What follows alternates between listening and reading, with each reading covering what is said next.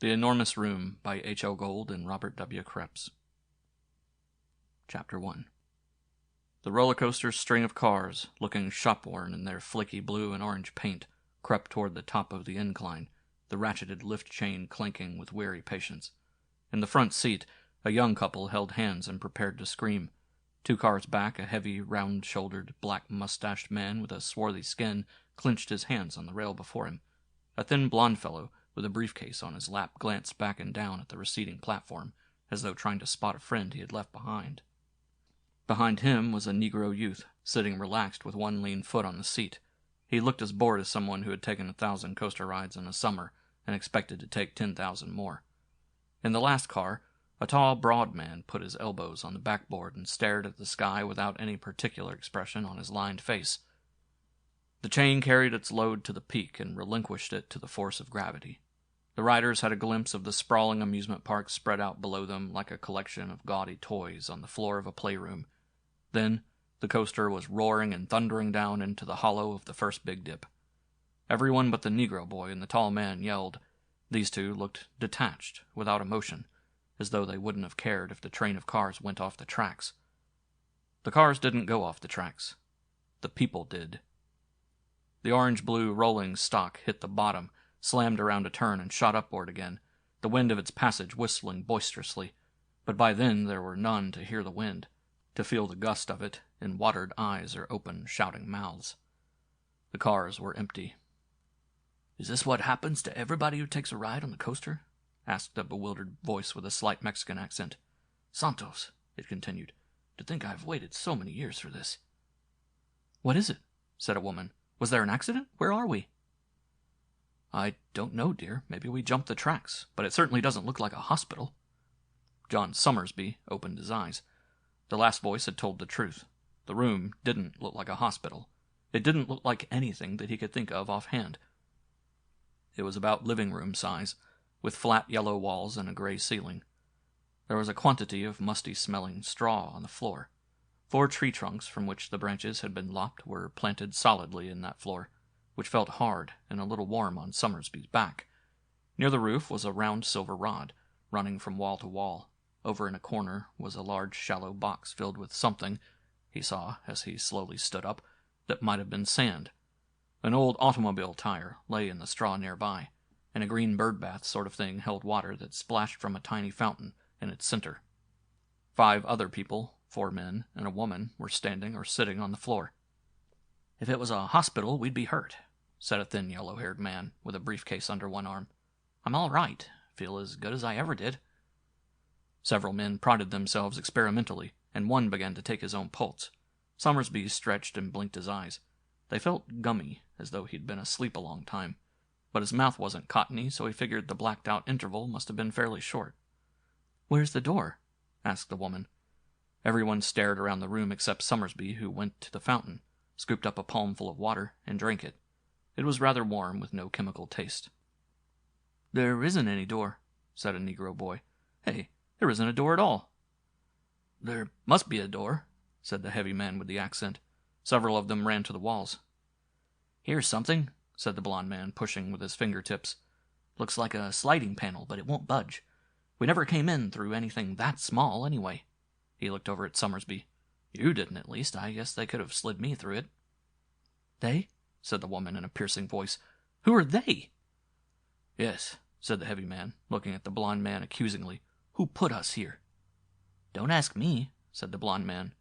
He looked at a watch, held it to his ear, and Summersby saw him actually go pale, as at a terrible shock. "My God," he gasped. "What day is this?" "Tuesday," said the Negro. "That's right. We got on the coaster about 11 Tuesday morning. It's 3 o'clock Thursday." His voice was flat and astonished as he held up the watch. 2 days, he said, winding it. "This thing's almost run down." "How do you know it's Thursday?" asked Summersby. "This is a chronograph, high pockets," said the blond man. "Calvin, we've been kidnapped," the woman said shrilly, clutching at a man who must be her husband or boyfriend. "No, no, dear. How could they do it on a roller coaster?" "Maria y Jose," said the Mexican. "Then for 2 days that idiot relief man has had charge of my chili stand. It'll go to hell." "Our things at the hotel," the woman said. "All my new clothes and the marriage license." "They'll be all right, dear." "And where's my bag?" The blond man stooped and picked up a leather handbag from the straw. "This it?" She took it and rummaged inside before she said thank you. "I don't like all this," said the Negro boy. "Where are we? I gotta get back to my job. Where's the door?" "Come on," said the man with the briefcase shortly. "Let's get out of here and find out what's what." He was going along the wall, pushing and rapping it. "How did they cop us? That's what I'd like to know. All I remember is hitting the bottom of that big dip, and then I was waking up in here." He stopped, then said sharply, "I hear something moving. My God, it sounds as big as an elephant." Then the wall began to glide noiselessly and smoothly to the left, and he scuttled back to the knot of them, looking over his shoulder. The entire wall slid sideways and vanished, leaving an open end to the room through which Summersby could see a number of large structures that seemed to be machinery, painted various colors. There was no sign of movement. He wondered, in a quiet, detached way, what sort of people might be out there. "It sounded big," said the blond man again, and looked up at Summersby. "I'm 6'5", said Summersby bleakly. "Whoever it is will have to go some to top me." An unknown thing moved beyond the room with a brief shuffling sound, and then a hand came in through the open end. It was on an arm with a wrist the thickness of Summerby's biceps, an arm 2 yards long with no indication that it might not be even longer. The hand itself was 1.5 feet broad, with a prehensile thumb at either side. Summersby did not notice how many fingers it had. The backs of the fingers and the whole great arm were covered with a thick gray-black thatch of coarse hair, and the naked palm was gunmetal gray. Between one thumb and finger it held a long green rod that was tipped by an ivory-colored ball. There was no sign of anyone looking in, only the incredible arm and hand. The others cried out and drew together. Summersby stood still, watching the hand. It poked the stick forward in jabs, once just missing his head. Then it made a wide sweep, and the stick collided with the fat Mexican. He squealed, and at once the hand shot forward, exposing still more of the thick arm, and prodded him away from the group. He skipped toward a far corner, but the stick had him now and was tapping him relentlessly toward the open end. "Amigos," he yelled, his voice full of anguish. "Por favor, save me." "Go along with it peaceably," advised the Negro youth frightenedly. "Don't get it annoyed." He was shaking, and his glasses kept sliding down his sweaty nose so that he had to push them up continually. "What is it?" the woman was asking over and over. The Mexican was driven to the edge of the room. The place beyond seemed to be much larger than their prison. He waved his hands despairingly. "Now quick! You have only a momentito to save me! Don't stand there!" The stick touched him, and he jumped as if he had been shocked. The wall began to slide into place again. "Let's rush it," said the man with the briefcase suddenly. "Why?" asked Summersby. The wall closed, and they were alone, staring at one another. "There wasn't anything we could do," the Negro said. "It happened too quick. But if it comes in again, we better fight it." He looked around, plainly expecting to be contradicted. "We can't get split up like this." "Possibly one of us can suggest something," said the husband. He was a sober-looking man of about 28 or 30, with a face veneered by stubborn patience. "We should make a real try at escape." "We know where the door is, at least," said the blond man. He went to the sliding wall and threw his weight obliquely against it. "Give me a hand here, will you, big fellow?" "You won't move it that way," said Summersby. He sat down on the automobile tire, which seemed to have been chewed on by some large animal. "It's probably electrically operated." "We can try, can't we?" Summersby did not answer. In one corner, 6 feet off the floor, was a thing he had not noticed before. A network of silver strands like an enormous spider's web, or a cat's cradle. He stared at it, but after the first moment he did not actually see it. He was thinking of the forest, and wishing dully that he might have died there. The woman spoke sharply, intruding on his detachment. He hoped someone would sit on her. "Will you please do something, Calvin? We must get out of this place." "Where are we, anyway?" asked the Negro boy, who looked about 19, a tall, well-built youth with beautiful hands. "How'd they get us here? And what was that thing that took the Mex?" "It doesn't matter where we are," snapped the woman. "Yes, it does, ma'am," said the youth. "We got to know how they brought us here before we can escape." "The hell we do," said the blond man. "We can't guess our location until we get out. I think you're right about the door. he told Summersby. "There isn't any lock to it you could reach from inside. The mechanism for sliding and locking must be inside the wall itself. Nothing short of a torch will get through to it." He came over to Summersby. "We'll have to gimmick it next time it opens." "With what?" asked the woman's husband. "Something small so it won't be noticed." "Your briefcase?" suggested the husband, who had a hard New England twang. "No, chum," said the blond man. "Not my briefcase." "Hey, look," said the Negro. "What happened, anyway? I remember the coaster hitting the dip and then nothing. No wind or motion until I woke up here, and it's 2 days later." "I lost consciousness at the same place," said the New Englander. "Something was done to knock us out," said the blond man. "Then we must have been taken off the cars at the end of the ride and brought here." He rubbed his chin, which was stubbled with almost invisible whiskers. "That's impossible on the face of it," he went on. "But it must be the truth." He grinned. It was the first time Summersby had seen any of them smile. "Unless I'm in a hatch," he said. "Are we in South America or Africa?" asked the Negro. "Why?" "That hand." "Yeah," said the blond man. "That never grew on anything American." The colored boy looked at him, ready to take offense. "Could it be a freak gorilla?" "That size and with 2 thumbs?" asked the boy. "And what would it be doing roaming around loose?" "Could it be a machine?" asked the husband. "A robot?" His wife screamed, and Summersby got up and went over to the door, getting as far as possible from them. His stomach was a hard ball of hunger, and he wished he were 1,000 miles away. Anywhere. "That hand was alive," said the Negro. "I never saw anything like it in biology, but I'd sure love to dissect it. Did you see those 2 thumbs? I don't know any animal that has 2 thumbs." "Would you come over, sir?" called the New Englander. Summersby realized he was talking to him. "We must plan a course of action." Reluctantly, Summersby joined them. "My name's Calvin Full, sir, and this is Mrs. Full." Summersby took his hand, and it was dry and had a preciseness about its grip that irritated him. "John Summersby." "I'm a milk inspector. My wife and I were on our honeymoon," said Full. "I work through the southern portions of Vermont. That's in the New York milk shed, you know." "I didn't know. I'm a forest ranger," said Summersby.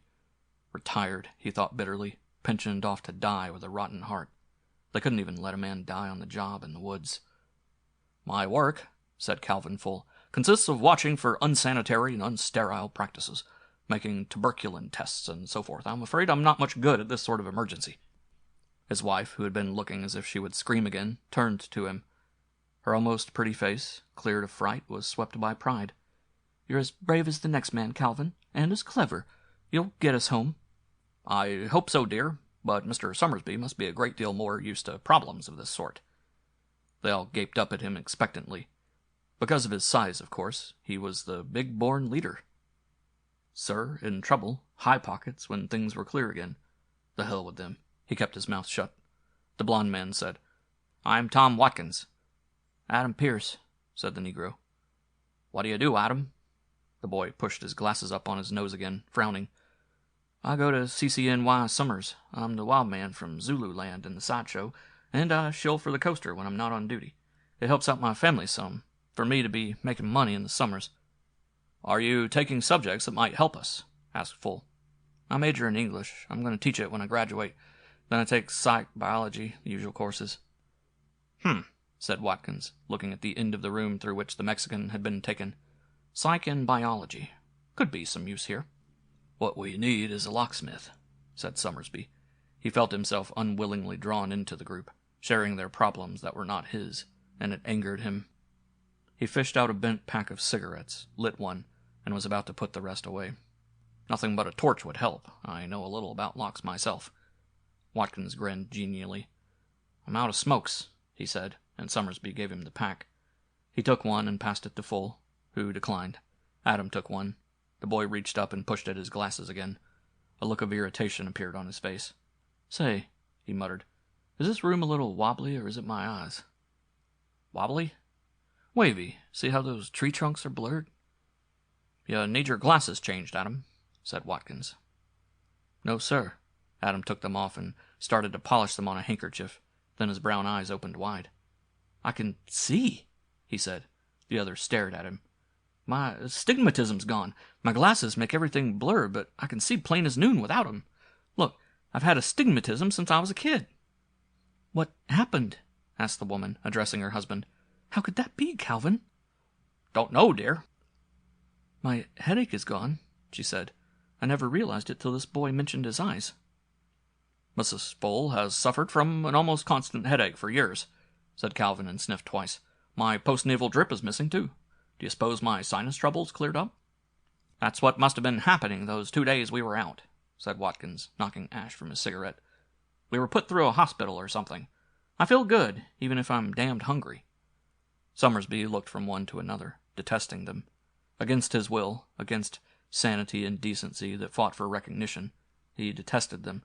He had a heart for which there was no help, a heart no 2-day period of miraculous cures could touch. Their puny ailments had been relieved, but he was still at the slow, listless task of dying. "Listen," said Watkins jubilantly. "Whoever, or whatever, brought us here, it's a cinch they don't mean to harm us. They wouldn't mend us if they were going to hurt us, would they?" "In 2 days," said Adam, nodding hard. 2 days? How could they do it? There was an air of near gaiety about them that repelled Summersby. In a desperate rebellion against these boons handed out to everyone but himself, he tried to hurt them. "What do you do to a duck before you cook it? Clean it. Think that over." Adam Pierce looked at him levelly. "No, sir. If that duck has sinus trouble or bad eyes, you don't have to fix that up before you eat it. No, sir." "What about the Mexican?" Summersby asked. "What's happened to him?" Then the wall slid open again, and they all started forward. Summersby looked after them bitterly, feeling the resentment drain out and leave only the hopelessness, the apathetic disregard of everything but death. End of Chapter 1.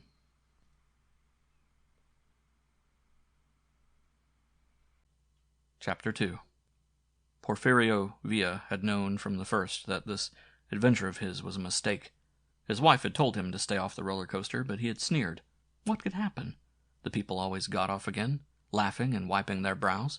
He had the bad burn on his left hand, caused by an accidental smacking of the steam table in a rage at his fool of a helper. That idiot who now had had charge of the stand for 2 days. "Yo do feel," and so on, and forced to a vacation, he must step into the cars and go crawling up that terrible incline, giggling nervously, and then rush madly down the other side. Dreaming is better than doing. He should have stayed in his chilly stand and dreamed of the ride. Por Dios, what a terror, the rising, what a discomfort, the drop. What a fearful thing, the disappearance of the park, and the awakening in this place a man could not believe in, though he stood upon its floor and gazed round-eyed, with sweating lips and shaking hands, upon its size, its devices for unknown purposes, its impossible inhabitant. The thing was 12 feet tall. Was it a machine?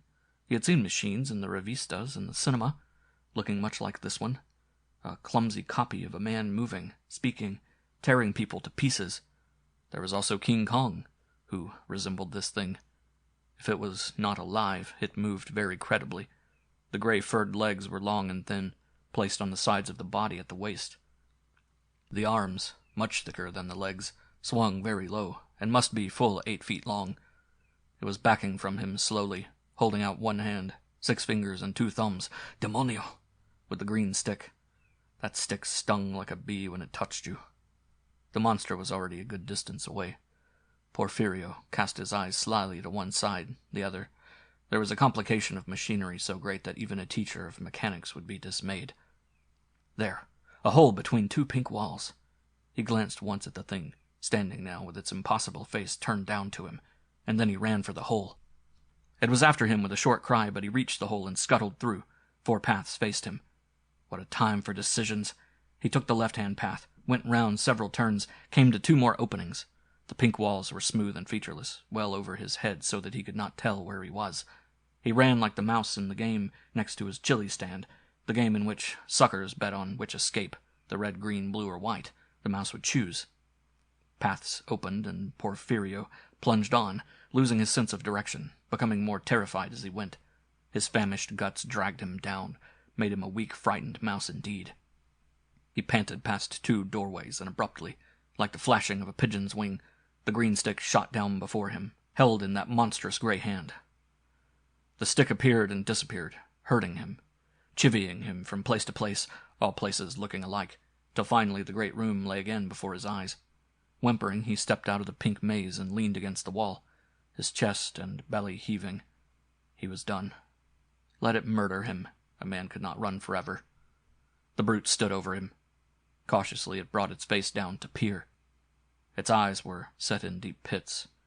There was a hole between them, and far below in the watermelon-shaped head, a mouth like a man's, with lips the color of rust on iron. Panting, he gazed at it, then flung up one arm in a futile blow that fell short by 2 feet. The thing was angering him. Let it watch out for itself. A hand, unnoticed, had crept round behind him and now took him by the back of the shirt, belt, and trousers, and lifted him off the floor. He regretted the useless punch. Now he would be dead. The monster inspected him, prodding aside his bedraggled collar points and digging gently at his belly with the rod, which did not sting him this time. It made a sound from its mouth, like the last weak bellow of a dying toro. Mwah, nyah, then set him down once more with a thump that jolted his teeth, nearly fractured his ankles. Maria y Jose. But it moved as fast as a lizard's tongue. Escape was beyond hope. It backed away from him, stood by a huge box and gestured with the green stick. It wanted him to come. He walked toward it. The box was enormous, oblong, like a huge shoebox. Only when he had come to it did he realize it was the room in which he had awakened earlier. In this hall it was lost, untouched by the monster. He looked at the hall with seeing eyes for the first time. It had yellow walls and a gray roof, like the box. He clapped a hand to his head, like a theater without seats, over 10 varas high, 30 broad and 40 long, or he should say, being a man of the States now for many years, roughly 30 feet by 75 by 100. Scattered here and there in staggering confusion were the machines, the gadgets, the unknown things. All colors he had ever seen were there. It was gaudy as the amusement park, but slicker and more fresh-looking. The creature laid a hand on the box, and the wall began to slide open. He looked up, and it gestured, telling him as plainly as words to go in. He was to enter again. It seemed as happy a thing to him as the breaking of a Christmas piñata. He braced himself now. He had emerged, while they had cowered behind, refusing him aid. Worms that they were, he would show them the bearing of a hero, one who had braved mysterious dangers while all others trembled. He sucked in his belly, threw forward his chest, placed his fists carefully on his hips, and strutted into the strawed room, turning his head proudly from side to side. He heard the wall close behind him. The worms came crowding to him. "What is it? What happened?" Porfirio Villa, adventurer, laughed. The relief that washed through him was making him shake. His empty stomach still heaved after the panic, but from somewhere in his soul he dredged up the casual laugh. "Very little happened," he said. "Truly, very little of interest." End of Chapter 2.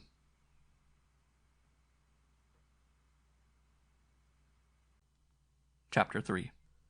Mrs. Full sat on the straw twisting her hands together. She did not know she was doing it until she had to disentangle them to pull her skirt lower on her folded legs, and then she deliberately put one hand flat on the floor so that she would not appear to be nervous. She wanted Calvin to be as proud of her in this terrible crisis as she was of him. But Calvin was calm, at any rate, so she was impatiently proud of him. "We've got to slam something into that opening next time the walls slide back," said Watkins. She nodded at him approvingly. There was a man who might be of some help. "What do you think these creatures are, Mr. Watkins?" she asked quietly, though she felt like screeching the question. "I haven't the least idea, ma'am." "Freak gorillas," said Calvin. "No, sir," said Adam. "I've been thinking, wasn't the Java ape man about 9 feet tall?" 5.5's more like it, said Watkins. "At least that's how I remember it." "Well, some fossil man was 9 feet tall," said Adam dogmatically. "Couldn't that thing be one of them? There's plenty of places in the world where a race of people or animals could have developed without Homo sapiens being any the wiser. Now suppose they got hold of us." "How?" asked Calvin. "Through people working for 'em. We might all have been doped and put on a plane, and we might be on an island somewhere now, or in the middle of a jungle with these whatcha-may-call-ems." "How are we doped?" persisted Calvin. "Gosh, I don't know that." "And what the devil do they want with us?" asked Watkins. Mrs. Full did not hear what Adam said. She was wondering with a cold horror if the creatures were near enough human to desire white girls as mates. "Calvin, we've got to get home," she cried. "We will, dear." He patted her shoulder. "Don't you worry." "Someone has to worry." "We all are, ma'am," said the pleasant Watkins. "Except you, I guess, Summersby," he added accusingly. Summersby stared at him, seemed about to speak, then looked away. She was afraid of this great man. He might be a lunatic, with that lined, tormented face. "We might be in the East Indies somewhere," said Adam thoughtfully. "A plane could get us there from New York in a lot less than 2 days." "What are these East Indies?" asked Vila. Mrs. Full wished he would stop rubbing his stomach that way. It reminded her that she was very hungry. "Someplace near Siam," said Adam vaguely. "Question is, if we're there, or any place else for that matter, why are we?" A number of reasons shot through Mrs. Full's mind, all of them too fantastic to suggest aloud. They might be potential mates for these incredible animals, or slaves, or food, or... She was surprised at herself for thinking of such things. One would suppose she had been reared on a diet of sensational thrillers. She rose and walked aside, ostensibly studying the green fountain, which augmented her suffering with its tinkling splash. "Oh, Calvin," she said. He came over to her. "Yes, dear?" "Calvin, She halted, unable to phrase her question, but he did it for her. "I've been thinking, if there are certain basic needs, if you find it necessary to..." "I do, Calvin," she said gratefully. "Oh, well, there is the sandbox. I believe it's meant for such purposes." "Calvin, in front of you? In front of these strangers?" She was shocked and put up one hand to push nervously at her hair, which felt untidy. "We'll ask them to turn their backs. After all, such things must be attended to." "I'd rather die," she said, but not at all certainly. "There are sacrifices to be made in this predicament, and modesty is one," he clipped out. Gentlemen," Watkins said. "I know, it just hit me too." "What?" "I've got to go to the John." "Yes," said Calvin stiffly. "I suggest we retire to the farther end from the sandbox, while one-on-one..." "We could rig a screen or something, but there isn't anything to do it with," said Watkins. He walked away. Despite his outspoken manner, he seemed to have the proper instincts. Adam followed him. Summersby turned his back. Calvin looked at the Mexican. "Come along." "Why?" asked Vila, raising his black brows. "What is there in a simple relieving of..." Calvin strode to him, catching him by the nape, lifting him bodily from the floor, and sent him reeling after the others. He half-turned, then walked on, muttering, "Crazy gringos." Calvin went and stood a little behind the others, his back to her. The minutes following were interminable, horribly embarrassing. At last she touched his shoulder. "All right, Calvin," she whispered. One by one the others used the sandbox. By the time they were through with the unspeakably primitive ritual, she had become almost inured to it, and considered herself to be admirably calm. There were unsuspected resources in her nature, she thought. "When do you suppose they feed us?" asked Watkins. He was holding his tin briefcase under his left arm. He hadn't once laid it down. "I'm so empty I rattle." "Soon," said Calvin firmly, and she felt reassured. Summersby was standing by the door wall, his great hands working along the seams of his trouser legs. A violent temper held in check, thought Mrs. Full. He was the worst of the problems facing them, except for the unknown animals. Even as she looked at him, the wall opened again. This time no one jumped or shrieked, though she felt her breath hiss back over her tongue. Watkins said, "Well, Viva, here's your pal again." The Mexican glared. Evidently the joke was a stale one to him. "My name is Villa, not Viva. I hope you get a good taste of that green stick, you little man." "Viva Villa," said Watkins. "Lead on, you know the way." The awful arm came in like a hairy python, groping blindly with the rod. Summersby, standing near the opening, was the first to be touched. It tapped him lightly, and he walked out of the room, really very bravely, she thought. The rod discovered Adam. The boy backed up, too frightened to put on a show of boldness. The rod slapped him impatiently, and he yelled and darted forward into the other room. He and Summersby stood together, staring up at something that could not be seen from inside the prison box. It's electrical, said Calvin. Like a bull prod. Yes, dear, she said automatically. We may as well go out. I don't want you shocked. All right, Calvin. She took his arm. Watkins had been caught and herded out. As they stepped forward after him, she glanced sideways at her husband. She would have liked to tell him she loved him, but it would have been too melodramatic. She pressed his arm tightly, affectionately. They walked out into the great hall. Via's cursory description had not prepared Calvin full for the reality of the huge beings. There were 3 of them. They stood absolutely motionless, grotesquely humanoid figures with smallish, sunken eyes fixed rigidly on the people some yards away. Then, as Calvin watched, 2 of them thrust out their hands holding the ball-tipped rods. The gestures were almost too swift to follow. He stared at the central figure, and it gazed back with its withdrawn, pupilless, rust-red eyes. Its head was, as Via had told them, the shape of a watermelon, with the eyes wide set on either side of a gently agitating orifice that was probably a nostril. The mouth, very human in shape with full lips the color of the eyeballs, was quite low in the face. There was a rough growth of gray-black hair on the crown of the big head, and a fuzz of it, less dark, on the face itself. There seemed to be no ears. Its body, long and thick, was dwarfed by the tremendous arms. Its feet were large, toeless, and flat. Its legs joined smoothly to the trunk about halfway up. It wore clothing of a sort which surprised Calvin full, perhaps more than anything else about the being. There was a kind of short, sleeveless jacket of amber color, caught at the front by a long silver bar, and a white skirt worn under the legs reaching from just below the hip joints to the bottom of the torso. Its companions were almost identical with it except for clothing of different hues and varying cut. The thing in the middle now opened its mouth and made a noise that reminded full of an off-key clarinet. "Kapoink!" it said with a rising inflection. "Hummer, kapoink!" Abruptly it came forward, its motions flowing and yet a bit jerky, its long legs carrying it rhythmically but with a hint of gawkiness. Calvin thought of a galloping giraffe he and his wife had seen in a travelogue some nights before. It towered over them, bending at the hip joints. "Steady, dear," he said. "I'm all right," his wife said shakily, seeming just on the verge of screaming. "Wish I could say the same," said Adam Pierce, the Negro boy.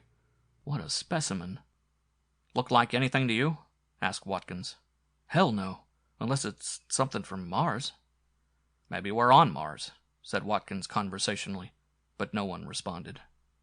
It's as sensible a suggestion as the East Indian one, thought Calvin. He had not the slightest idea where they were, and he saw no sense in worrying over it until they had more information to build theories on. The beast making no further move, his wife at last leaned toward him and said in his ear, "Calvin, can you tell whether it's male or female?" He studied it carefully. He couldn't even make a guess. He shook his head. Then it reached forward its stick and thrust it directly at Calvin's face. He backed off, startled and somewhat frightened. At once the thing touched Mrs. Full with the ivory ball as if to separate her from the knot of men. She cried out in pain, and Calvin leaped forward. He had a flash of the great paw coming at him with the prod aimed for his face again. It touched his forehead. He felt an intense shock, and then he was powerless to move. His mind screamed. He could feel tiny muscles try sluggishly to crawl deep under his skin, but he was paralyzed where he stood, in an attitude of charging. He knew his face must be twisted in horror and rage, but he could feel nothing. Only his mind and eyesight seemed wholly clear. He saw his wife taken off, stumbling unwillingly, and looking back at him over her shoulder. Watkins said, Calvin could hear plainly, he found, "Watch it, he's falling!" Then the paralysis left him, and he slumped as though all his bones had been extracted. Someone caught him under the arms, holding him up. He tried to move, but aside from rolling his eyes and lolling his tongue out, he was helpless. Summersby, behind him, said, "Are his eyes open?" "Yeah." Watkins' face appeared before him. "Poor guy looks half dead." Calvin blinked and made a try at speech, but nothing came out but a flop-tongued drooling sound. The 2 creatures remaining near them squatted down and observed them, making fragmentary noises to each other. Watkins started to walk after the third, which had escorted Mrs. Full across the wide room and was on the point of making her get onto a low platform, on which were a number of structures of purple tubing and crimson boxes and varicolored small contrivances. One of the pair flicked its goad across his path. Via said, "Come back, you foolish. Do you think you can take that stick?" He sounded furious, probably because he was afraid of the beasts becoming enraged. Calvin made a racking effort to say, "Let him go," for surely they couldn't stand callously by and see his wife undergo the Lord knew what tortures, but the sound he made was unintelligible. Watkins said, "Blast it, Viva, we don't know what the thing might do to her." "Come on back," said Summersby. "Do you want to get this?" He hefted the limp full. Calvin writhed and managed to move his hands up and down. "He's gaining," said Watkins, coming back. "Those rods peck a wallop," said Adam. "What sort of power can they have in them? Seems to me they're way beyond our science." "They're not hitched to batteries," said Watkins. "Say, look at all this machinery. If these animals built it, they're a pretty advanced race." Mrs. Full was seated now on a large thing like a chrome and rubber chair, one of those modern abominations which she and Calvin so cordially detested. He could not see her face. The 12-foot brute was moving its fingers before her, evidently telling her to do something. Calvin heard her say plaintively, "But what is it?" Summersby hoisted him up and about, and then feeling began to come back to him with a sharp, unpleasant tingling of the skin. He said, "Help her," quite distinctly. "Nothing's happening to her," said Watkins. "Take it easy." Mrs. Full was apparently pulling levers and moving blocks of vividly colored material back and forth on rods, like an abacus, thought her husband. Suddenly, one of the other pair of creatures gave a cry, "Brum, and pointed to the left. From a muddle of gear rose a small airship, orange with a nose like a spaceship and streamlined fins, and a square box on its tail. It made no noise, but rose straight toward the ceiling, moving slowly, jerkily. His wife had her back to it. He heard her give an exasperated, bewildered cry. "What on earth? What are you doing?" She spoke to the creature as if it understood. "I don't see why you—" Calvin pushed free of Summersby. He could stand now, shakily. The beast indicated a blue block on a vertical bar. Mrs. Fuller moved it down. The airship halted and began to sail toward them. "Do you see the toy ship?" called Calvin. "You're flying the ship." "Oh, my," she said helplessly. "What shall I do now?" "This is crazy," said Watkins. "Absolutely crazy." "Go on moving things," Calvin called to his wife. "Experiment. It wants you to fly it." It occurred to him that this was too obvious to bother stating. He must be distracted by weakness. He rubbed his tingling arms and hands, hoping she wouldn't crash the ship.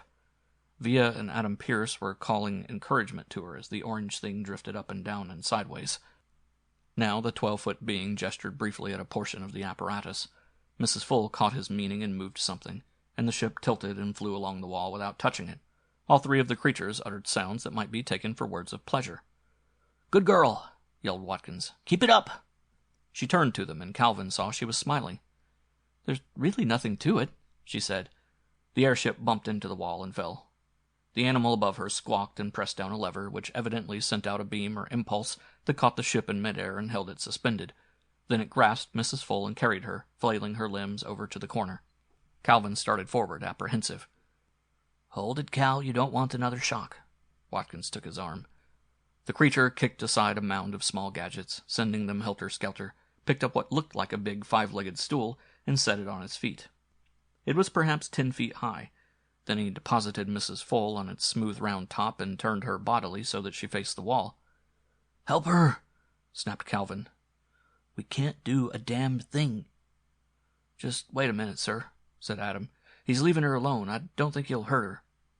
She twisted her head around, looking frightened. Her legs hung over the edge. The being strode back with its curious, gawky, graceful walk, and firmly turned her face to the wall again, using one big rubbery finger. "Oh," she said, in a small voice, and remained staring at the wall, like a naughty child on a dunce's stool. The beast came over to the group. The three talked among themselves, glancing at the men. The airship hung on its invisible beam of energy, ignored. Mrs. Full patted up her hair. She must be terrified, thought Calvin. The three came to them, their skirts swishing like taffeta. They knelt.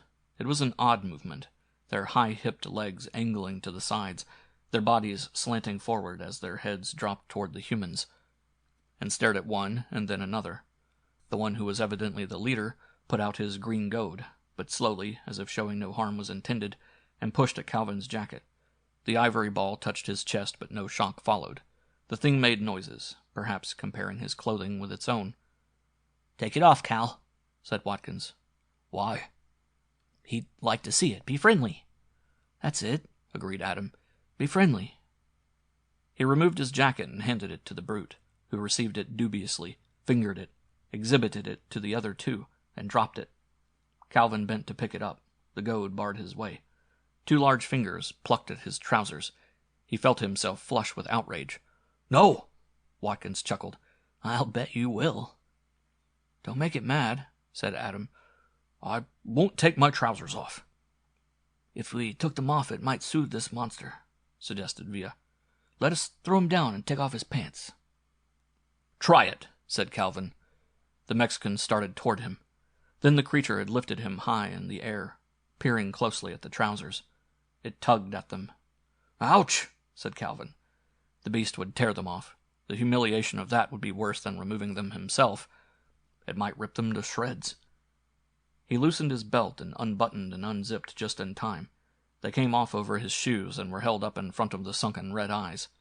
Calvin was set down, carefully enough, and the garment was handed to the other monstrosities. Calvin cast a look at the stool. He was glad his wife was not witnessing his shame. "Nice shorts," said Villa. Full whirled on him, angry enough to bark out an insult, even an oath, but the man was evidently sincere in his praise. "Thank you," he said stiffly. His trousers were thrown to him, and he shoved his feet into them and secured them once more. He put on his jacket. One of the beasts, which had not taken an active part in the business, now walked to Mrs. Full and picked her up by the back of the waist as though she had been a cat, and brought her over. For one ghastly moment Calvin thought it was going to divest her of her skirt, but after scrutinizing her a while it set her down among them. He took her hand. "Are you all right, dear?" She was amazingly calm. "I am, Calvin, I am. I don't believe they mean us any harm, after all." The first great animal pointed at the box, waving his prod. "We're supposed to go in again, I guess," said Watkins. "Let's go, then," said Adam. "No sense in getting shocked." They trooped in, and the wall closed behind them. End of Chapter 3.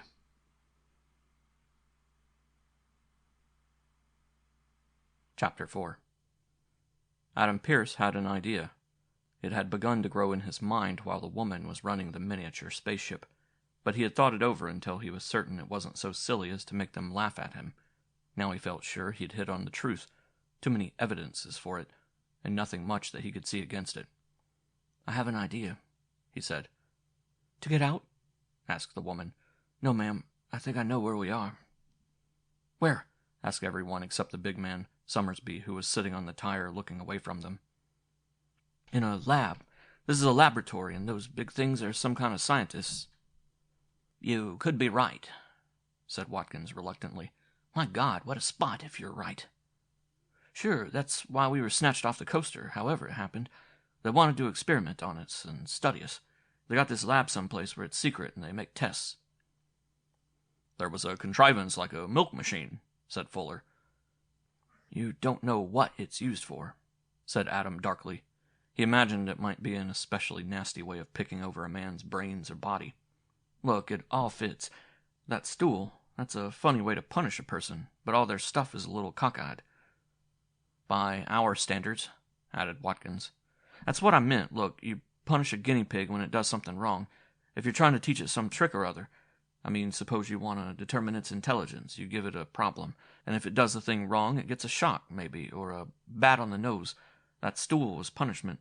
If you hadn't crashed the rocket," he said to Mrs. Fuller, "it might have given you a reward." "Maybe some food," said Villa. "Here's another angle," said Watkins, who obviously knew something about lab work. "They may be trying to give us neuroses. Scientists induce neuroses in all kinds of critters, by punishment and complex problems, and—" "What is that?" asked Villa. "Neuroses?" Watkins rubbed his chin. "Well, say they want to make an animal nervous, anxious, worried." Villa nodded. "You mean they might be trying to drive us mad?" said the woman in a high, scared voice. "I doubt it," said Calvin Full. "They might be," said Watkins. "Then let's get out of here," said his wife. She went trotting to the wall. "Didn't anyone shove a barrier into this?" "I forgot," said Full. She gave him a dirty look. Anyway, Adam went on, that could explain why we were fixed up before they woke us. It was like quarantine. They wouldn't want sick animals. Who was fixed up how? Asked the Mexican suspiciously. My astigmatism, he said to Villa, and this gentleman's sinus trouble and his wife's headache. And they pulled a rotten wisdom tooth for me, said Watkins. I just discovered it a minute ago. Holes healed up neatly. Villa was peeling away the bandage on his hand. Now he gave a glad shout. Madre de Dios! Look, the burn is gone. He showed them his hand. Tuesday, a terrible scorched place. Today, behold it as well. The woman said, You know, this might be a laboratory. When I taught kindergarten, we had simple tests for the children that were somewhat like that remote control apparatus. Watkins pushed the big man Summersby on the shoulder. I wish you'd get into this, he said irritably. We need all the brains we have to get out. Summersby looked at him. You think we'll get out? He asked. Why not? Why? Summersby sounded tired, and as if his mind was a long way off. If these are scientists, they'll keep a fairly close watch on their lab animals. You're a forest ranger, man. Don't you have to meet emergencies all the time? Watkins was exasperated. Adam thought, I wouldn't want to talk to the big fellow that way. He looks as wild as a panther.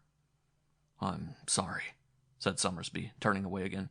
I don't think we can escape, or plan to, until we have more information. You needn't inflict your morbidity on us, said Full. Because you're a defeatist is no reason for us to be. Summersby stood up. He looked as tall to Adam as one of the monsters. If we're guinea pigs, we'll end up as guinea pigs, he said. And what do experimenters do with guinea pigs, finally? They infect or dissect them. Now leave me alone. He walked to the farthest corner and sat down on the straw, staring at his feet. Adam reached up automatically to push at his glasses, found them missing, and was confused for an instant. Then he said, There's a thought. We better bust out as quick as we can. Summersby won't help, said Watkins. Anybody else feel fatalistic about this mess? I must get back to my chili stand, said Villa. And my wife, he added. Adam, you're nearer to college courses than I am, said Watkins. Adam nodded.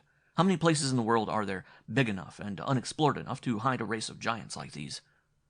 I guess parts of Africa and South America, maybe the Arctic, some islands, I don't really know. Neither do I. Perhaps we aren't on Earth at all, said Mrs. Full. They all looked at her. I read a book once in which a party of people discovered a land beneath the Earth's surface. She went on, actually blushing a little. It was a trashy sort of book, but I thought possibly there might be something in the idea. There might, said her husband. Wherever we are, we've got to get out of this box before we do anything else, said Adam. He felt panicky as the realization sank into him of what they might be in for, in this alien lab, under the care of scientists that looked more like apes than anything. Look, shouted Villa. Adam whirled and saw the small panel that Watkins had discovered earlier just sliding open. A large platter came through, heaped with what looked like a collection of junk. The huge hand which had pushed it in withdrew, the panel slipping shut after it. Villa was the first to reach the platter. Santos, he muttered. Santos y santas. Platter was 2 feet square, of sky-blue plastic, and on it lay 7 pies, several dozen cupcakes, a double handful of macaroon cookies, and a quantity of glass shards. Some of the pies were upside down. What on earth? Said Mrs. Full. Looks like the contents of a bakery window, said Watkins, leaning over with his briefcase clamped to his thin chest. Window and all, I might add. Villa picked up a custard pie. It had been smeared up by rough handling, but it looked good to Adam. He chose one for himself, and Watkins handed Mrs. Full an apple pie. She thanked him. They all took tentative bites. What do you make of this? Watkins asked Summersby, still trying to drag him into their group. The big man shrugged. The glass, went on the blond fellow. That doesn't make sense. Do they think we eat glass? Possibly, said Calvin Full. Among the 6 of them, they consumed all the eatable contents of the tray. Almost immediately, Adam felt his eyelids drooping. I'm sleepy, he said, yawning. So am I, said Villa. He lay prone and closed his eyes at once. Adam sat down more heavily than he had meant to. He was vaguely disturbed by the sudden tiredness.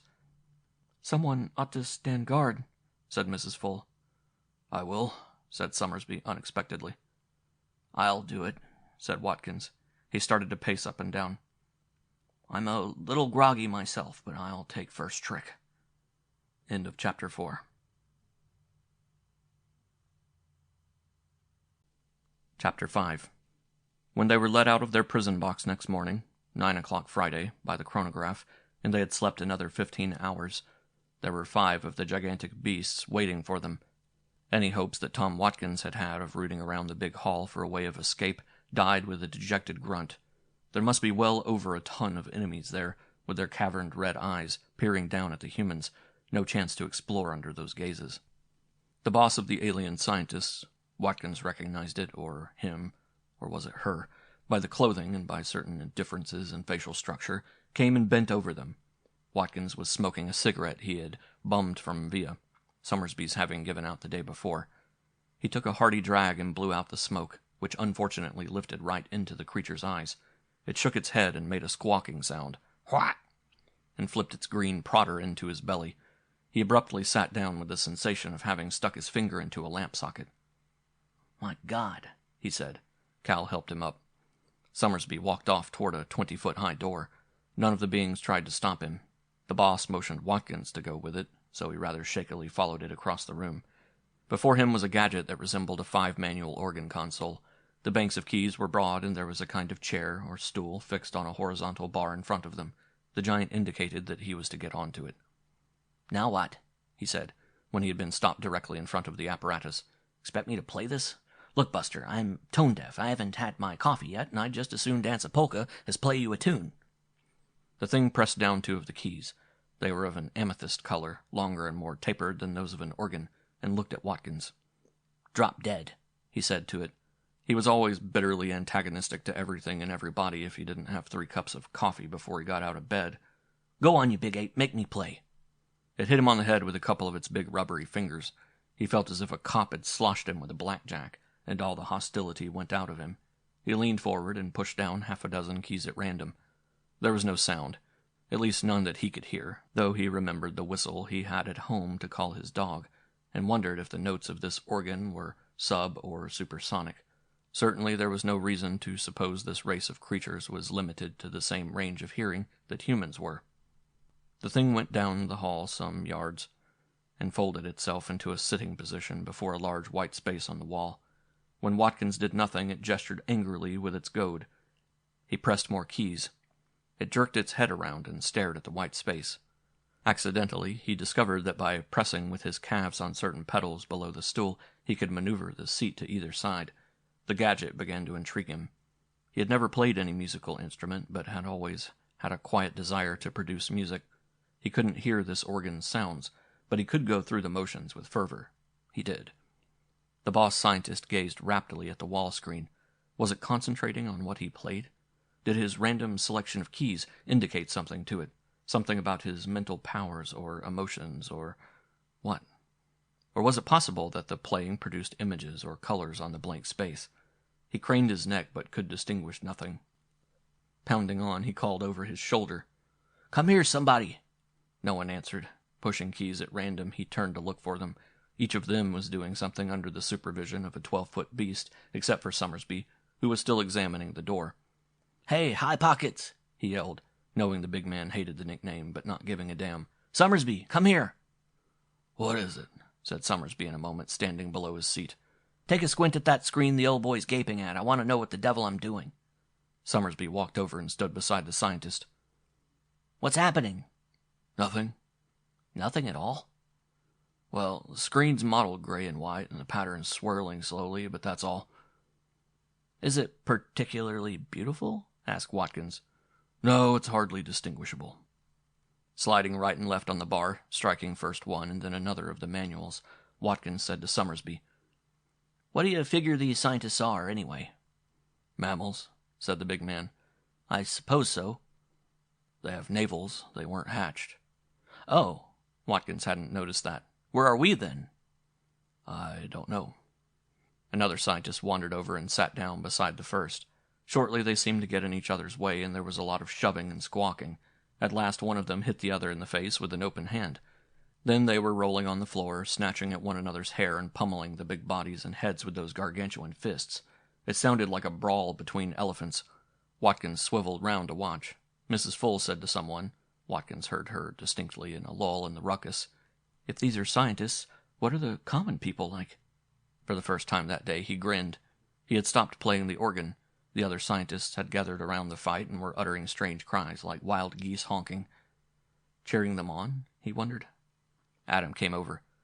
Mr. Watkins, he said, could we have been wrong about them? Do you think a scientist would act like that? They sure seem to be a quarrelsome race, Adam, he said. They're not noticing what we do. Suppose you go look for a way out.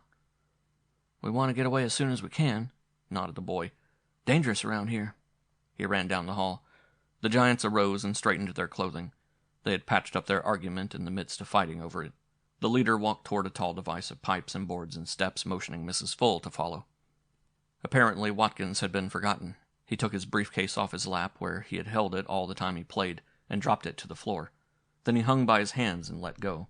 He picked up the case and went to investigate the room. Before he had done more than glimpse the enormous door, he was picked up kitten fashion by a scientist, who carried him off, dangling and swearing, to another infernal machine. For a couple of hours they were put through paces, all of them. Sometimes one man would be working a gadget while all the scientists and humans watched him. At other periods they would each be hard at work doing something the result of which they had no conception of. Several of the machines could be figured, the pink maze, one or two others, and Watkins had at least a theory on the organ. The sleek, modernistic machinery which directed the airship was plain enough. There were certain designs and arrangements to follow that flew it up and down the room. They were hard to memorize, but Mrs. Full and the somber Ranger Summersby became adept at them. Then there were the others. There was a remote control device that played music, weird, haunting, all but harmonies that sounded worse when the creatures appeared most pleased, and earned the punishment stool or a brutal cuffing for the operator when he did manage to produce something resembling a tune. Evidently bearing a relation to this was the sharp slap Adam got when he started to sing the Whiffin' song while idling around a pile of outsized blocks like a child's building bricks. What the human ear relished, the giant ear flinched from. There was a sort of vertical maze that verged on the four-dimensional, for when they thought they were finding a way out of the top they would come abruptly to the side, or even the bottom, and have to begin anew. This one was obviously impossible to figure out, thought Watkins. It must be one of the ways in which the scientists induced neuroses in their experimental subjects. He had a quick mind for puzzles and intricacies of any kind, but this one stumped him cold. You think it's calculated to drive you crazy? He asked Cal. The New Englander considered for a minute. Then he nodded. Possibly, he said. You think it might work? This time Cal pondered longer. At last he said, Not if we don't let it. I could develop a first-class neurosis, said Watkins to Mrs. Full, if I let myself really go. We must all keep our heads, Mr. Watkins, she told him. Those of us who have not given up. She glanced at Summersby with a frown. Must hold a tight rein on ourselves. That's right, ma'am, he said. They all called her ma'am or Mrs. Full. Nobody knew her first name. He wondered if she'd be insulted if he asked her, and decided that she would. Capriciously then, on the heels of a series of punishments, the head scientist went out of the room and came back with food for them. It flung the food, 3 chickens, on the floor. Via snatched one of them up with a happy shout, but at once his dark face soured. Raw? How can we cook them? His hand with the fowl dropped limply to his side. We can make a fire, said Calvin. Watkins was a little surprised that it was Cal who made the suggestion first, but the Vermont man added, I've made enough campfires to know something about it. Mr. Full is an enthusiastic hunter, said his wife. A fire of what? asked Via, managing to look starved, helpless, and wistful all at once. Summersby said, There are plates of plastics over there, and plenty of short rods. I don't know what these beasts use them for, but if they're fireproof, we can construct a grill with them. He went, without further talk, to a stack of the multicolored slabs and dowels, which lay beside a neat array of what looked like conduit pipes, electromagnets, and coiled cable. He picked up an armload. One of the giants put a hand down before him. He pushed it aside and strode back to the group. Gutty, thought Watkins. Or just hungry. Or is it his sense of kismet? I'll cut some kindling from the trees in our room, said Calvin. Who has a knife? Summersby handed him a large pocket knife and set about making a grill over 2 of the plastic slabs. It was a workmanlike job when he had finished. He held his lighter under one of the rods, which was apparently impervious to fire. He nodded to himself. Looks more human, thought Watkins, than he has yet. Via was plucking one of the chickens, humming to himself. Mrs. Full was working on another, Adam on the third. Watkins felt useless and sat down, running his fingers along the smooth side of his briefcase. Calvin made a heap of chips and pieces of wood and bark under the grill. Summersby lit it. The giants who were grouped around them at a few yards' distance mumbled among themselves as the shavings took flame. The plucked and drawn fowls were laid on the grill. Watkins' mouth began to water. "Now, if only we had some coffee," he said to Adam. "One lousy pot of greasy spoon coffee." End of chapter 5.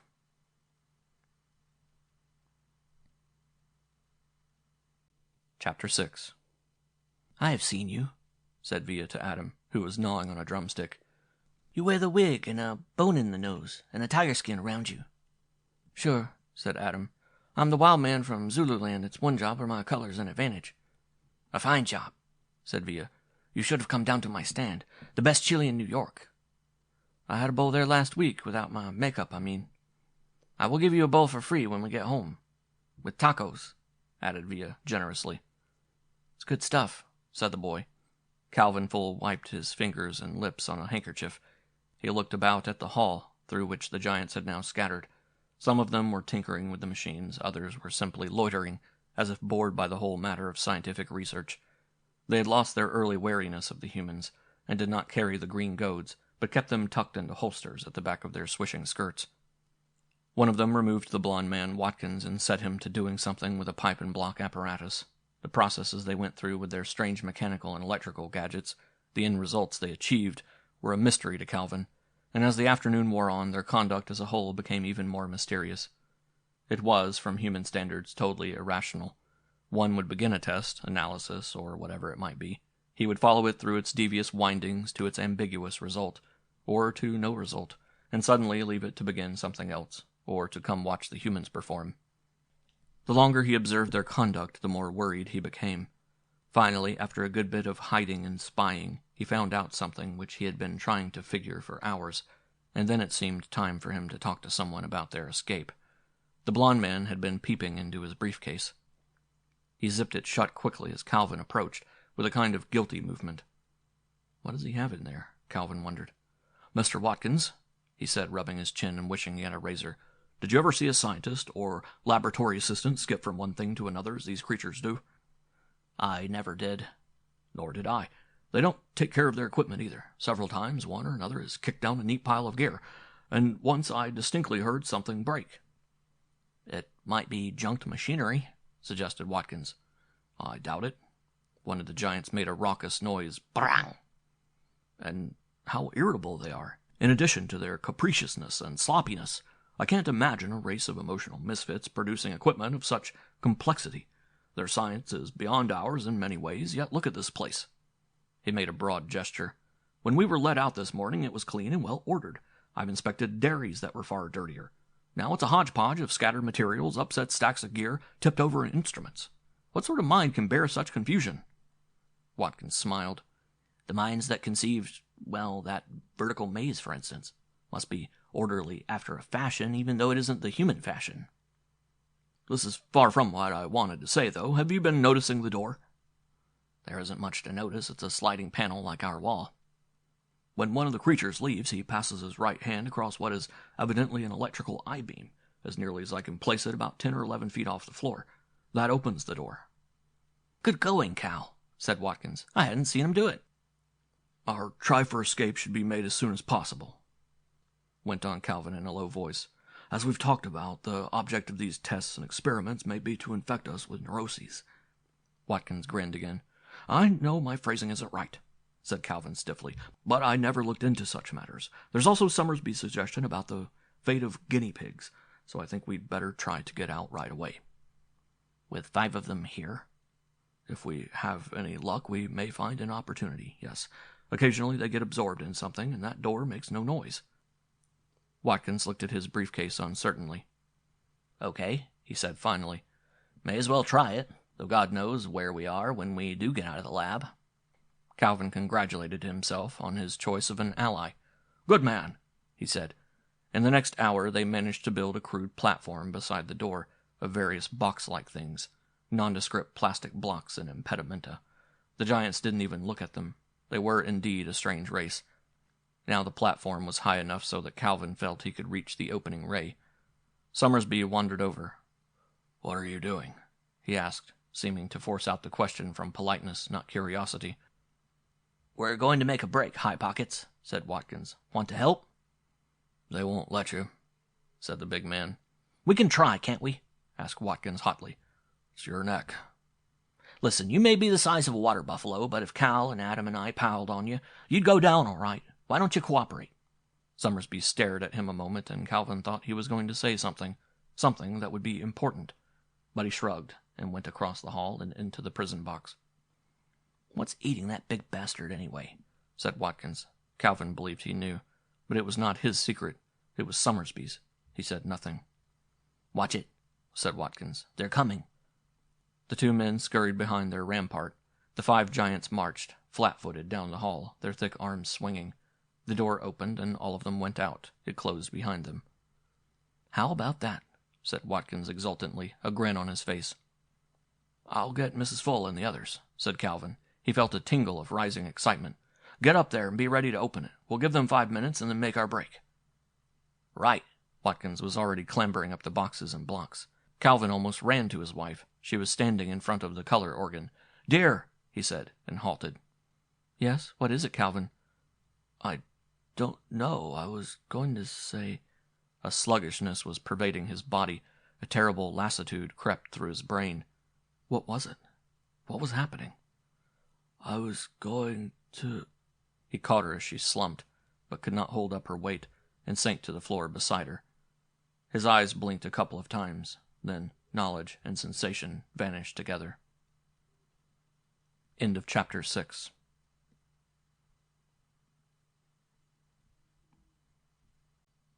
Chapter 7. Tom Watkins awoke slowly. He had a cramp in one arm from sleeping on it, but otherwise he was conscious of a comfortable, healthy feeling, which told him he'd slept well and long.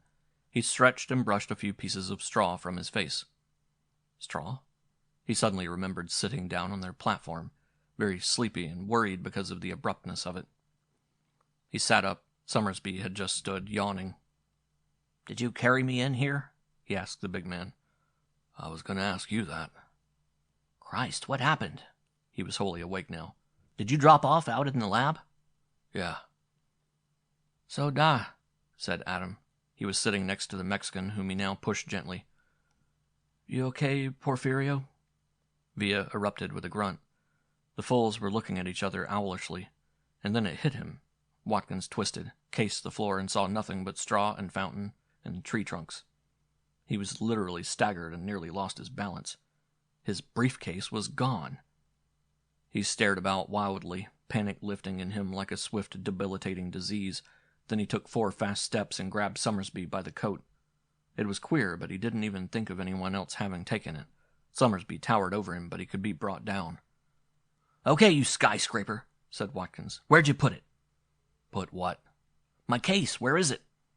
"I never touched your damn case." Well, Watkins could smell honesty, and here it was. That startled amazement was genuine. He glared at Adam, Pierce, Villa, the Fulls. Not that last pair, surely. As rock-ribbed and staunchly honest as their New England coasts, and about as imaginative. Not the colored boy, either. A good kid. And he didn't think it was Villa. "We must have been carried in here by the scientists," said Adam rationally. "Maybe they left it outside." That was logical, but he had had a death grip on the handle when he fell asleep, just as he always did. He looked at them all again. He went from wall to wall, kicking the straw. Then he scowled at the sandbox, the only place a thing that size could be stashed away. He was suddenly on his knees, tossing sand left and right. Avoiding certain places, he checked the pile. Nothing. Not a scrap of leather or a piece of green paper. "If you are through," said Villa heavily, "I wish to use the box." "Go ahead, Viva." Watkins walked across the room, groping for his cigarette, then remembering he had none left. "What happened out there?" he asked loudly. "Were we doped? Something in the chickens?" "We were awake for a long time after we ate," said Adam. "Not even these people could make a drug act on 6 of us in the same minute. After that long, too many differences in metabolism, if that's the word I want." "They weren't even in the room when we dropped off," said Mrs. Full. That was a tip-off. Watkins momentarily forgot his great loss. They left, and in a minute we were asleep. They must have pumped some sort of gas into the lab. Sleep gas. Is there such a thing? Asked Cal. An anesthetic vapor that would permeate such a large place so quickly? Is there such a thing as a four-dimensional maze? Asked Adam shortly. Watkins grinned. He wasn't the only one who needed his morning coffee. Then he thought of his briefcase again. He tried to push the moving wall to one side. No go. He got mad again. It's no good to them, he said. What do they want with it? It couldn't have been so important that... began Full. Important?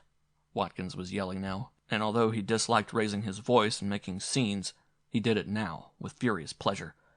Cal, you never saw anything more important in your life than that case, and I don't care how many blue-ribboned cows you've gaped at. What was in it? Asked Via. Money! God damn it, money!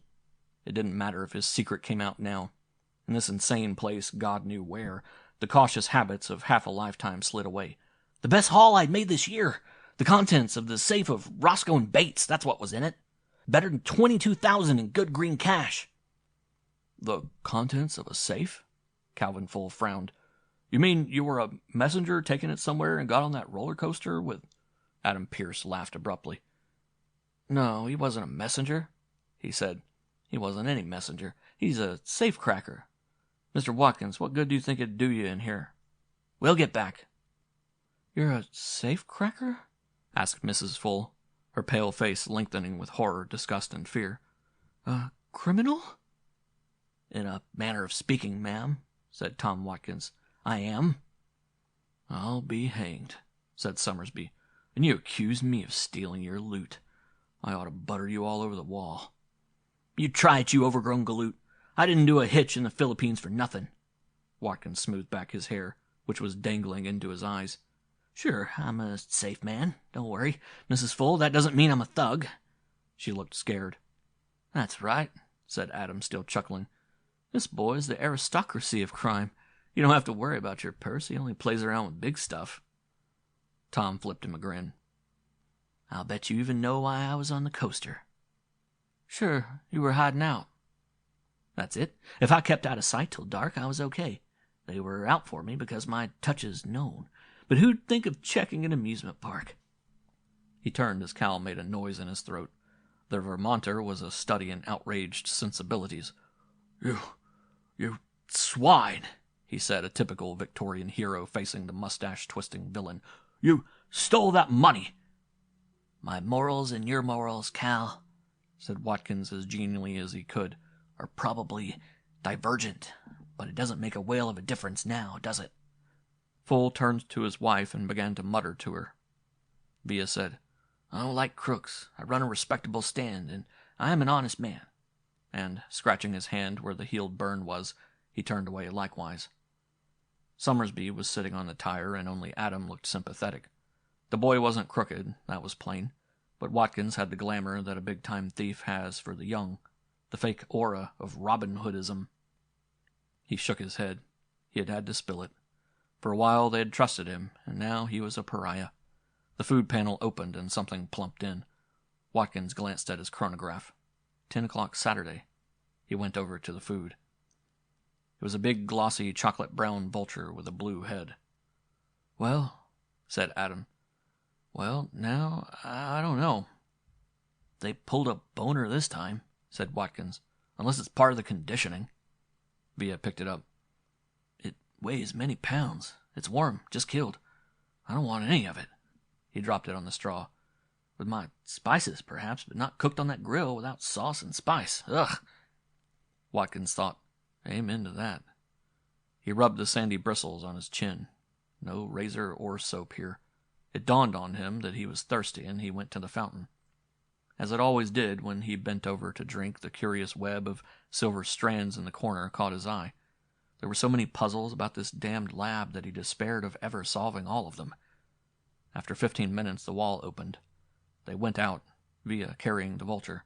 He flung it at the feet of the chief scientist, who was there with 2 associates. No, he bellowed up at it. We do not eat this.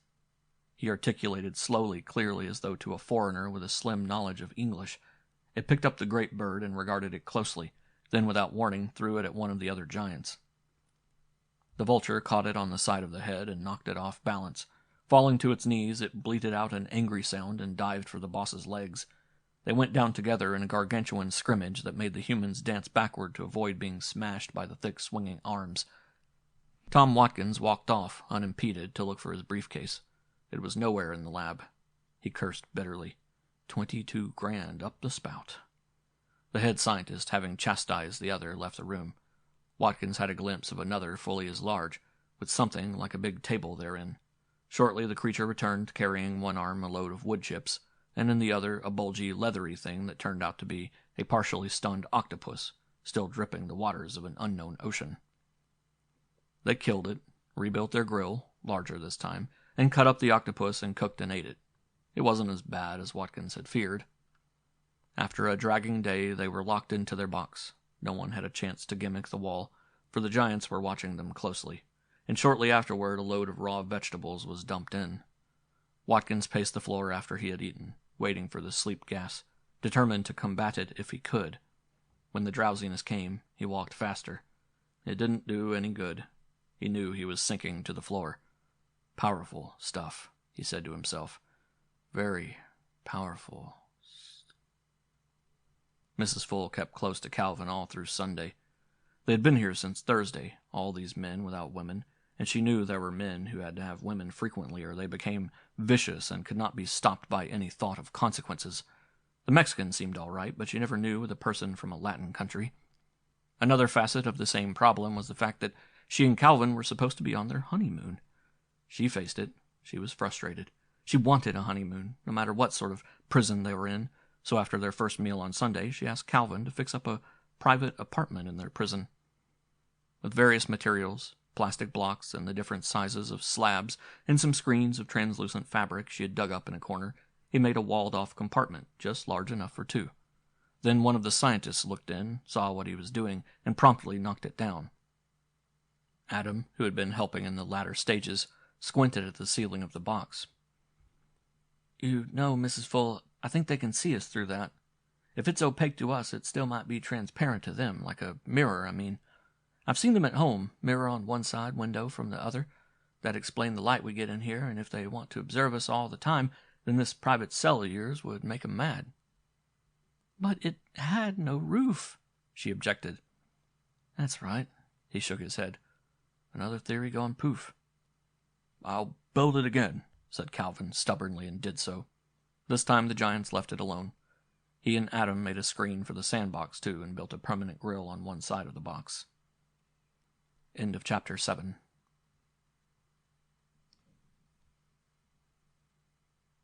Chapter 8. By Tuesday they were all in a state of anxiety and scarcely contained rage. Their surveillance was casual, often non-existent, yet not once had they been able to block the wall of their prison or open up the great door of the laboratory. Circumstances, chance, fate, whatever you want to call it, something had stopped them every time. There were 3 giants in the lab today. Sometimes there would be one of them, sometimes as many as 5, but always there would be the one who had first removed them from the box, who seemed to be the head scientist, giving orders, bullying the others in the queer emotional way of these creatures. Today there were 3. As usual, when they had let the humans out, the lab was clean and orderly. The sloppy scientists had very efficient janitors, thought Adam. By this time the place was a shambles. Out in the lab there rose the honking sound of pain and anger. Some of the noises they made, especially the commands, were recognizable now to the people, and a sharp slap. Then Mrs. Full hurried into the box, carrying a number of 2-foot square slabs under her arm. "What happened, ma'am?" "Hello, Adam. The criminal Watkins played a few bars of a real song on that device, and the brutes hit him." She laid down the slabs. "Our harmonies enraged them. I think perhaps caused them actual pain. They held the sides of their heads where ears ought to be, and shook themselves and made those hideous noises." "They hit me when I sang the other day," said Adam. "Remember?" "That's right. Look here." She sat down, pulled one of the thick slabs onto her lap. "I found these under a shelf out there. One of the creatures knocked them off, and I picked them up. I wondered why they had been up there, when so many stacks of them just sit around on the floor. I never saw any like these, ma'am. They have that little ridge on the edge there, and the border of different colored stuff around them." Watch what happens when I push the ridge upward, Adam. It's like an automatic button. She pressed it, and the slab, at first gray-orange, turned pale blue. On it appeared 3 lines of squiggly characters, like a cross between Arabic writing and Egyptian hieroglyphics. "A magic slate," said Adam. "That's neat." "You haven't seen anything yet," she told him, and pushed the ridge again. The writing disappeared, and out of the slab leered a bull gorilla, paws on chest, eyeing Adam with beady, ridge-browed malevolence. It took a second for sanity to convince him that it was only a picture, 3-dimensional, on a 2-dimensional sheet of plastic, but so real he had half expected the beast to charge out at him. "What about that?" she asked. He hit his thigh with a fist. It was a photograph, he imagined, but made by an illusory process so far ahead of anything humanity could produce that it seemed he might glimpse whatever was behind the gorilla if he put his eyes down to the side of the slate. "Gosh," he said, feeling it a little naive but afraid to swear in front of her. "Isn't that something?" "It's a book," she said. "An album of photographs. Look here." The next picture was an equally miraculous one of 6 monkeys sitting on a tree trunk. Adam looked at it, then at the farthest trunk in their box of a room. Undeniably, it was the same one. Under the picture was a line of squiggles that probably spelled out the scientist's equivalent of monkeys. "They were in here, in this place," said Adam. "The giants must have experimented on them, too." He turned his eyes up to the woman and saw that she was white and drawn. "What happened to them?" he asked. "There aren't any monkeys here now." "Exactly," she said. She put on the next picture, and after a moment the next. Dogs greeted his eyes, so real he could almost hear them pant. A cow gazed stolidly at him. A cheetah sat on a mound of straw with clown's head cocked inquisitively. 2 cockatoos perched in rigid still life on the silver rod of the prison box. "What happened to them?" he asked again. "The experiments ended," she said. Then there flashed out a thing like a blue sponge with legs, a thing which sat in the cat's cradle they had speculated so much about. From its center, 2 ruby eyes blazed with 3-dimensional fire. That never came from Earth. Mars or Venus could have produced it, maybe, or a planet so far from Earth that it bore no name. He said as much, his voice quavering. She stared at him, moistening her lips. She said, "If that was here, in this box, then where are we?" He shook his head. He could not even guess. "What's next?" The last picture in the slate was a group portrait of himself, the Fulls, Summersby, Watkins, and Porfirio Villa. When was that taken? They were sitting in a circle on the straw, eating something. Peering closely, he thought it must be the vegetables, for there was a small heap of round things next to Calvin Full, which were probably Buckeyes. Sunday night, then. "They must have taken it through the food panel," he said. "Are there any more pictures?" "That's all. I don't know what's in the other ones yet." Calvin came in. She handed him the first book and showed him how to operate it. He flipped through it, and when he came to the monstrosity in the web, his eyes widened. "What is it?" he asked, in the hard twang of his region. "A guinea pig, like all the others, including us," his wife said. "The tree trunks are explained now," said Adam half to himself. "The sandbox, too. That isn't a very scientific-looking treatise, but I guess it's more of a memento, a record of us all." He raised his brows in a facial shrug. "Us and the monkeys," he said. "Gosh." She took the next big slate on her lap. It was lavender. The first few pages to appear were covered with the curious writing, very large and only a few words to a page. Then came pictures of many things. Not photographs, but drawings and paintings in vivid color, and the things could in no way be linked to science. There were portraits of the tall creatures themselves in various settings, some in labs like this one, some outdoors in a landscape that was predominantly scarlet and green. There were group scenes in which they ate odd-looking foods and walked down blue pathways and examined strange pets and familiar animals. Under each picture was a short grouping of squiggles, marks, scribbles, etc. "Could that be a science book?" asked Cal, leaning over his wife's shoulder. The beings were pictured as simple as possible, in no minute detail whatever, and their activities were of the dullest and most prosaic sort. This pattern was followed through page after page. A picture. Some of them were of things so alien they could not be placed by either the Fulls or himself. A single character, then a short word and another, long or short as the case may be. After a dozen of them had flashed on and off, Adam noticed that the large character was always repeated at the beginning of the last word. When he realized what it meant, The whole business clicked into focus. The whole damn deal. The lab, and the scientists, and the experiments, and the meaning of the 4 magic slates, and everything. There was no particular reason why this last slate should have done it, for it was no more suggestive than many other things that he had seen. It was simply the last piece of evidence, the final push that sent him headlong into terrible knowledge. Carefully, desperately, he went over it all in his mind while the fool spoke in low tones. God, he thought. Oh, God. He was shivering now. He was more terrified than he had ever been before. His tongue felt thick. The punishments, the high stool and the arbitrary cuffs and swats, the gadgets, the mazes, the puzzles, were they all part of the conditioning to neurosis of a scientific experiment? They were not. Adam had found an answer, the only possible answer. The 4th slate had given it to him, although 100 hints of it had shown up every day.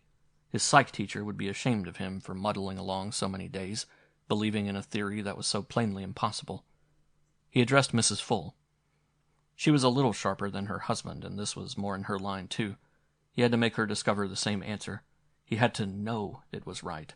And then he had to get out of that place in a hell of a hurry. Ma'am, you know what this is? No, Adam? Look here, see this big letter repeated at the first of this word? Yes? He flipped a few pages past. It's the same with all of them, you see, and the middle word is always the same, 4 curly letters. You know what that middle word is? No, Adam? It stands for, or means. He stared at her. Get it? She thought for an instant. Of course, Adam, that's very clever of you. She wasn't scared yet. She hadn't seen the implication. Stands for? Calvin repeated. A stands for apple, explained Mrs. Full, or A stands for airship, or whatever it might be. It's an alphabet book, dear. She still hadn't caught it. Remember when Mr. Full built the cubbyhole here, Adam said, and the giant knocked it down? Why was he angry? I suppose they want to observe us without any hindrance? No, ma'am, he said with conviction. That was simple frustration. They want to see everything, whether it's interesting to them or not.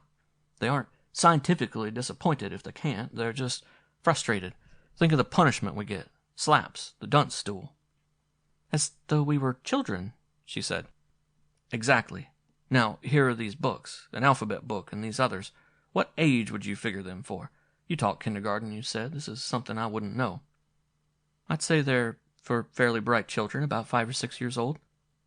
Or for us, said her husband, when they start to teach us their language. They are children's books, though, with short sentences and the gaudy pictures our own children love. Mrs. Full stared at Adam. Her brown eyes widened. Adam, she said, you've guessed something. You guessed it, too, he pleaded. She had to corroborate his own idea. Think of all the things about them we haven't been able to make out. Nursery books, she said slowly. Instability to the point of insanity if you found it in adult humans. Sloppiness and inefficiency when these machines point to a high degree of neatness of mind. Wandering attention, inability to concentrate for long periods. Positive tantrums over nothing.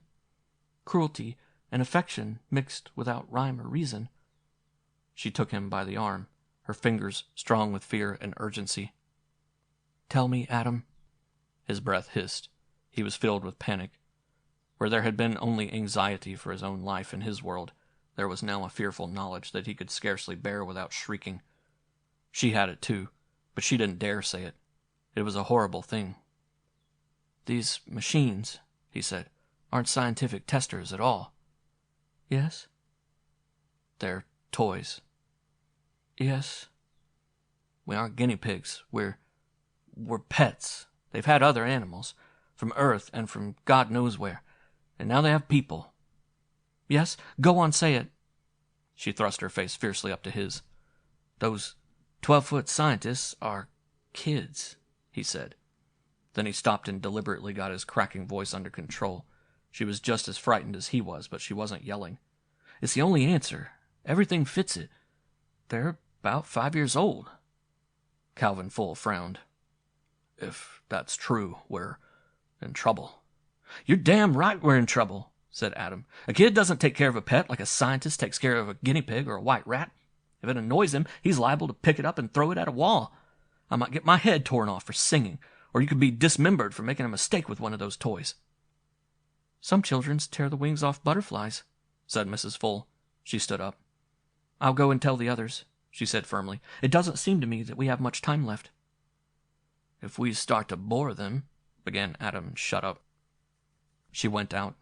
In about 5 minutes everyone had come into the box but Watkins, who was playing the color organ. They discussed the discovery in low voices, as though the alien children might be listening. Via and Summersby examined the slates. After a while Watkins was pushed in, looking rather worn and frayed. Adam was standing in the far corner under the silver web.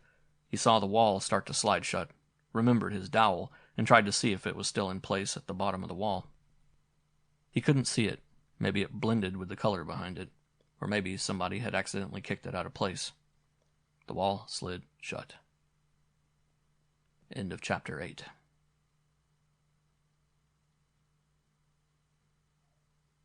Chapter 9.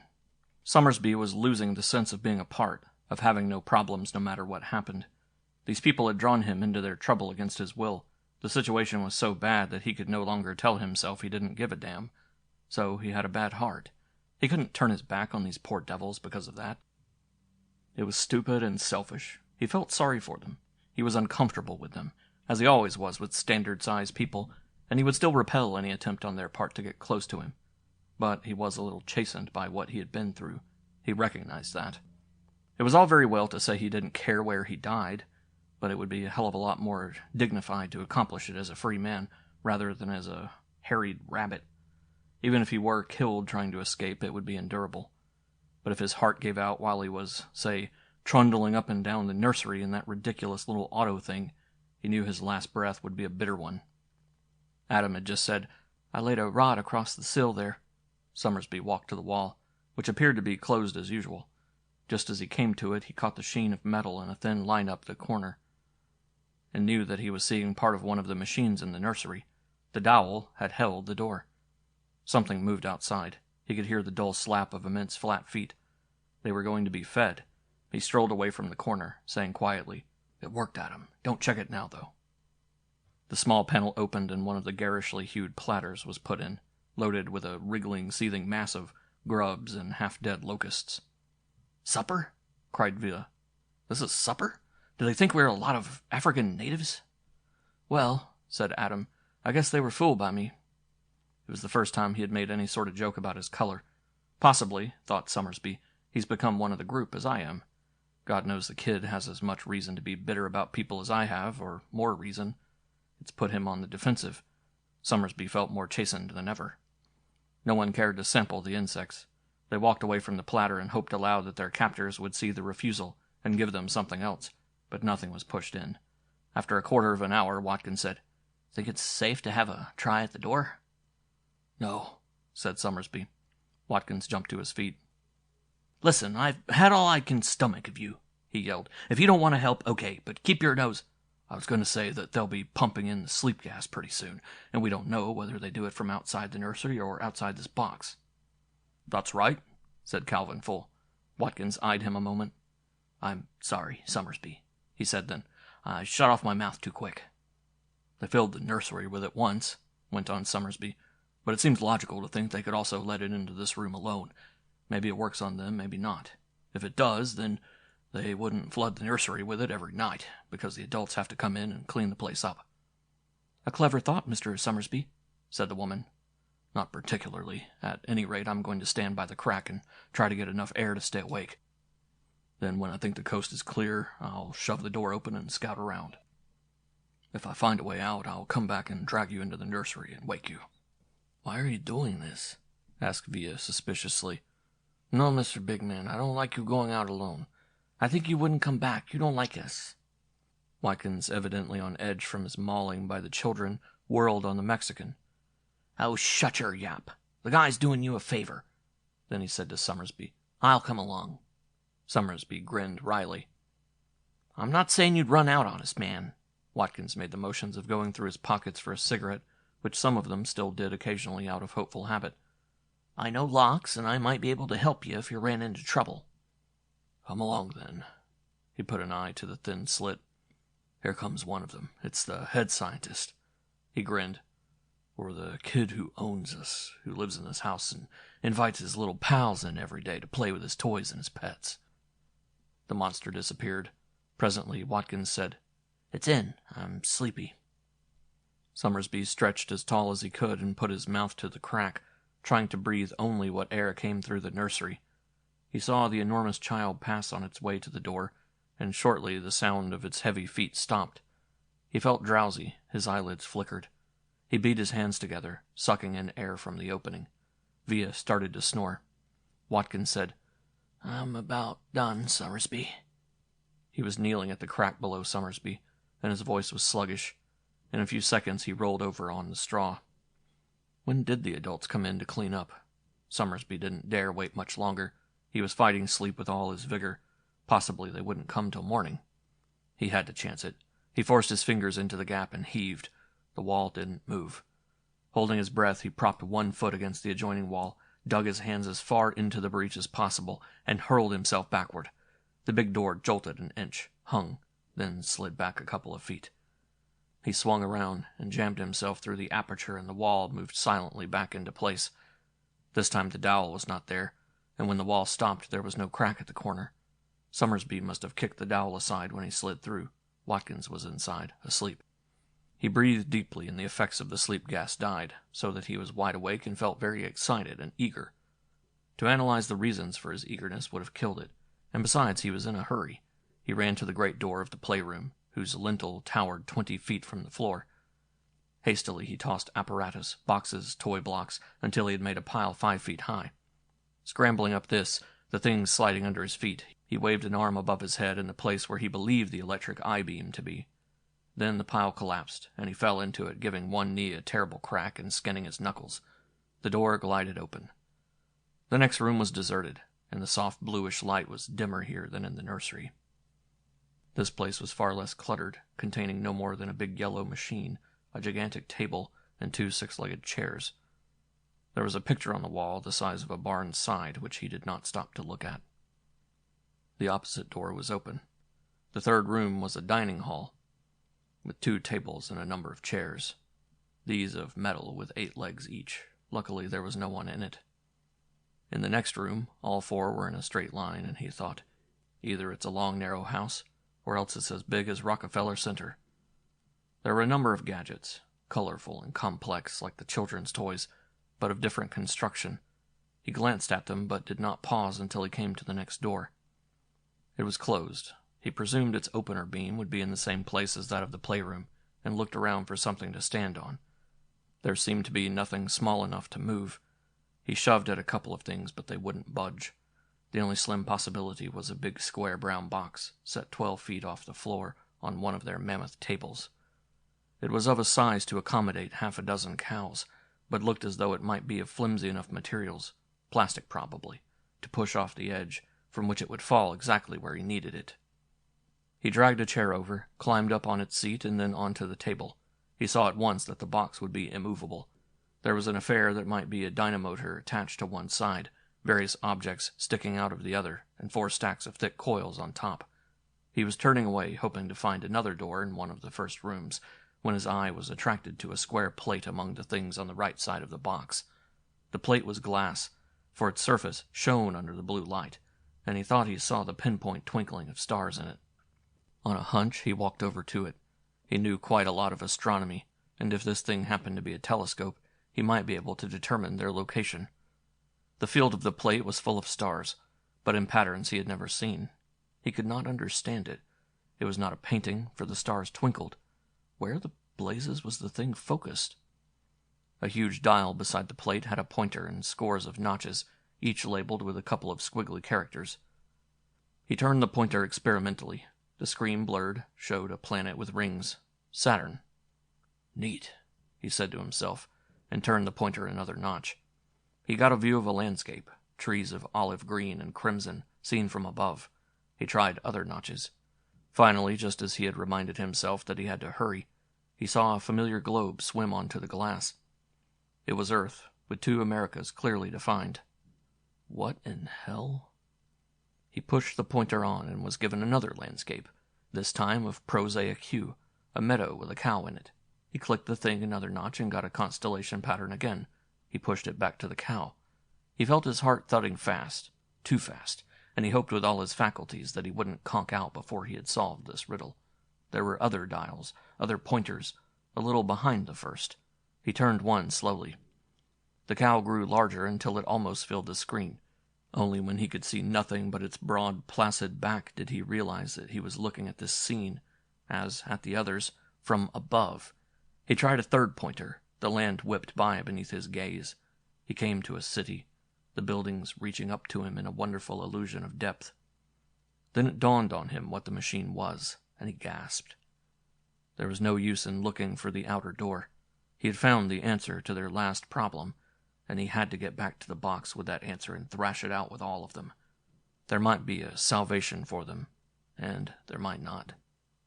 Leaving the screen showing the city, he jumped down off the table, raced back through the room, and into the next, the dining hall. Still, there were no signs of any of the giants. He had crossed the threshold of the third room when he heard a door open on his right. There was no time to gape around. He covered 30 feet in 5 strides, dodged under the hanging shelf of the strange yellow machine, like a low desk covered with cogwheels, and ran along beneath it till he came to the extreme end of the contrivance. A pair of feet, either of which would have outweighed a draft horse, went past him. He dared not lean forward to see the rest of the brute, but it was undoubtedly an adult. It went into the playroom. After 20 or 25 minutes, during which Summersby thought over the problem and agreed with himself that he couldn't find the solution alone, the giant came out of the playroom, crossed near his hiding place, and went out through a door beside the huge picture. It was not in a hurry, so he decided it had not noticed his absence from the box. He dragged an easy chair over to the nursery door. It was just 4 times the size of Summersby's Morris chair at home, and about 8 times as heavy. As he was crawling up the leg to the seat, he recalled that he had a bad heart. If he hadn't been clinging to the plastic with both arms, he would have shrugged. He intercepted the beam and opened the door. Having no more than half a minute to get through before it shut, he had to leave the chair where it was. He hoped none of the adults would realize that its position had changed. The playroom was clean and neat. Likely it would remain unvisited through the night. He went to the box and only then remembered it was shut tight. What did the kids do when they opened it during the day? He had seen them at it twice. They laid their hands on top of the box there on the left. Hauling over enough junk to make a pair of steps, he got onto the roof of the box. There was a bar set into the combing. He pressed it, leaned over, and saw the wall slide back. A second push returned it to its shut position. He opened it again, swung his legs over the edge, pressed the bar once more, and dropped. Snatching up a green dowel from the floor, he jumped into the box as the door was closing. He had just time to lay the rod across the threshold as Adam had done, before the wall reached it and was held. Trying not to breathe, Summersby picked up Watkins and slung him over his shoulder. He forced his fingers into the crack and heaved. Again he threw his weight against the wall. Then he was buckling at the knees, trying desperately to bring his mouth next to the opening, but not quite making it. "Describe it again," said Watkins. "Give me all the details you can think of." As Summersby went over what he remembered of the brown machine, Watkins tried to envisage it. A tough job, and he might not be able to handle it. To reverse a thing like that, when there'd be at least 1 or 2 principles he had never heard of, well, that would be the job of a lifetime. "How do you know that it's the instrument that brought us here?" he asked. "It must be." Summersby looked intent, almost eager. "It had those dials that focus it almost pinpoint on any planet they want. At least, I saw quite a few planets, from a distance and close up. I saw a cow and a city on Earth. Then there's the big brown box. It's hollow, the door was half open. If they bring things, living things, from other planets, they need a receiving station large enough to take them. The box, it's logical." "It sure is," Adam whistled. "So we're on another planet. That was plain, if we'd thought about it seriously. No place on Earth could hide a race like this, not with all the factories they must have to produce the toys and what you saw out there." "Why couldn't we be inside the Earth?" asked Mrs. Full stridently. Watkins said, "He looked down on Earth. That argues another planet." "But how did they get us here in 2 days?" Watkins scratched his bristled chin and thought aloud. It must have been instantaneous. Remember, we went through a quarantine and were healed of just about everything that was wrong with us. That must have taken a while. The octopus was still wet, said Adam, and the grubs and locusts were still kicking. They must focus that rig on Earth and push a button, and here it is, like that. Instant transmission of matter. He smiled weakly, as though he were proud of the phrase. He looked very frightened, thought Watkins, and unhappy. Tom Watkins was scared, too, but not especially unhappy. For the first time in almost 20 years, he was free of worry about the bulls, the law. He only wished he knew what had happened to his loot. "The planet," said Cal, "whatever its name is, must have the same gravity and atmosphere as Earth. Same water, too." "That's right, so it's produced a race of critters with plenty of human characteristics," said Watkins. "Have they done this before?" asked Mrs. Full. "I mean, do you think we're the first to be snatched up?" "No, I don't," said Watkins, surprised that she was talking directly to him. "People disappear all the time. Look at the famous ones. Judge Crater, Ambrose Bierce." "Somebody mentioned the Mary Celeste," growled Summersby. The wall began to open. "Here's the plan, quick," said Watkins. "I've got to get out and find the machine and see if I can gimmick it so it'll work backwards, send us home. The rest of you create a diversion, keep the kids' minds off me." "What kind of a diversion?" asked Villa.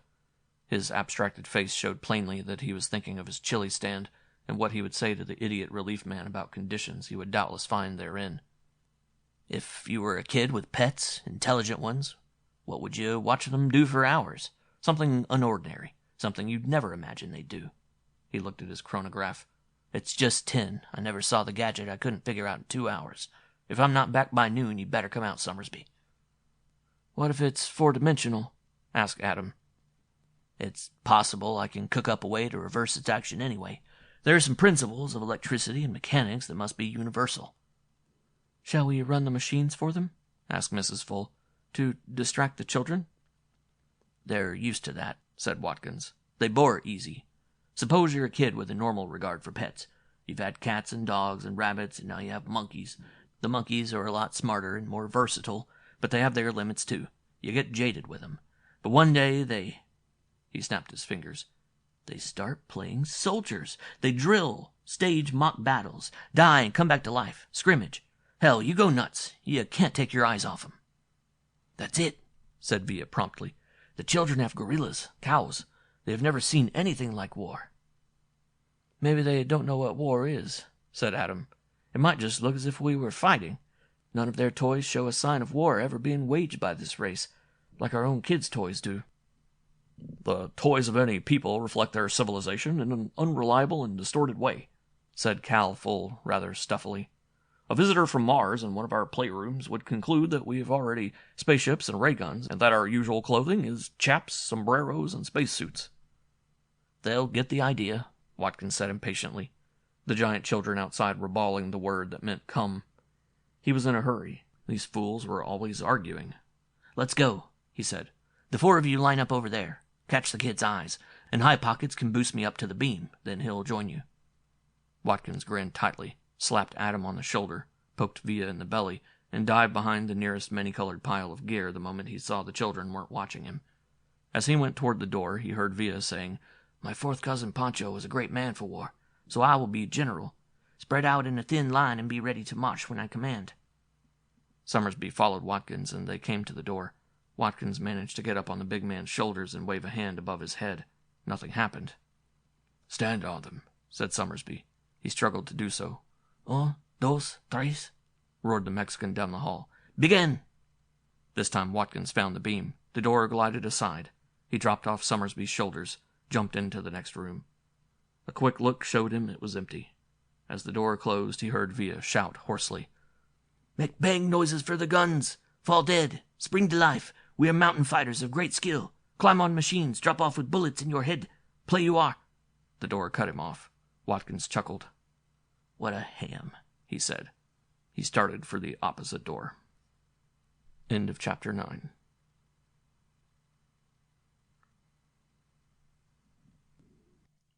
Chapter 10. It was 10 minutes to 12. Summersby was panting like a spent hound. He had not exercised in months, not since the doctors had told him his heart was just about gone, and he was surprised that he hadn't keeled over before now, dashing around playing gorilla like some 6-year-old. It had been a damn good idea, though. The giant children, there were 2 of them today, were still enthralled, lying on their bellies with their furry watermelon heads propped in fantastic 2-thumbed hands. Leaning against a pink plastic maze wall, puffing, he thought, I've almost grown to like them. Why? Because for the first time since he was 16, John Summersby had to bend his neck back to look up at someone. These grotesque humanoid beings were the only living things which did not make him feel overgrown, uncouthly out of proportion, a hulking lout. If a chair was too narrow for him, it would be like the head of a pin to one of these kids. If a fork felt uncomfortably small in his own hand, it would be like a minikin, indeed, in one of those vast paws. In their shadows, Summersby was a very small man. It was an unwanted sensation, the most satisfying he had ever experienced. He looked at them out there as they lay watching Mrs. Full and Adam mowing down Cal and Via with imaginary brownings. He grinned, felt his lips curve in the unaccustomed grimace, and thought with no particular bitterness that he was getting mellow in his last days. "Hello, High Pockets," he said softly to the kid that owned him. "How's the weather up there?" At 5 to noon, the door opened. Summersby, seeing its silent motion, left off the mimic gunplay and started for the wall, where he could intercept Watkins and find out whether he had been successful. But the safecracker came running down the middle of the room, yelling, "Come on, everybody!" "Come on?" The 2 giant children were on their feet, uncertain of what was happening. Obviously, they didn't realize Watkins had been out of the room at all. "The adults spotted me!" roared the blond man, swinging his briefcase wildly. Where had he found that? "They're after me!" Summersby let out an involuntary grunt when through the 20-foot door came an 18-foot creature, a thing so mind-shakingly huge that even the ranger's size complex wasn't pleased by it.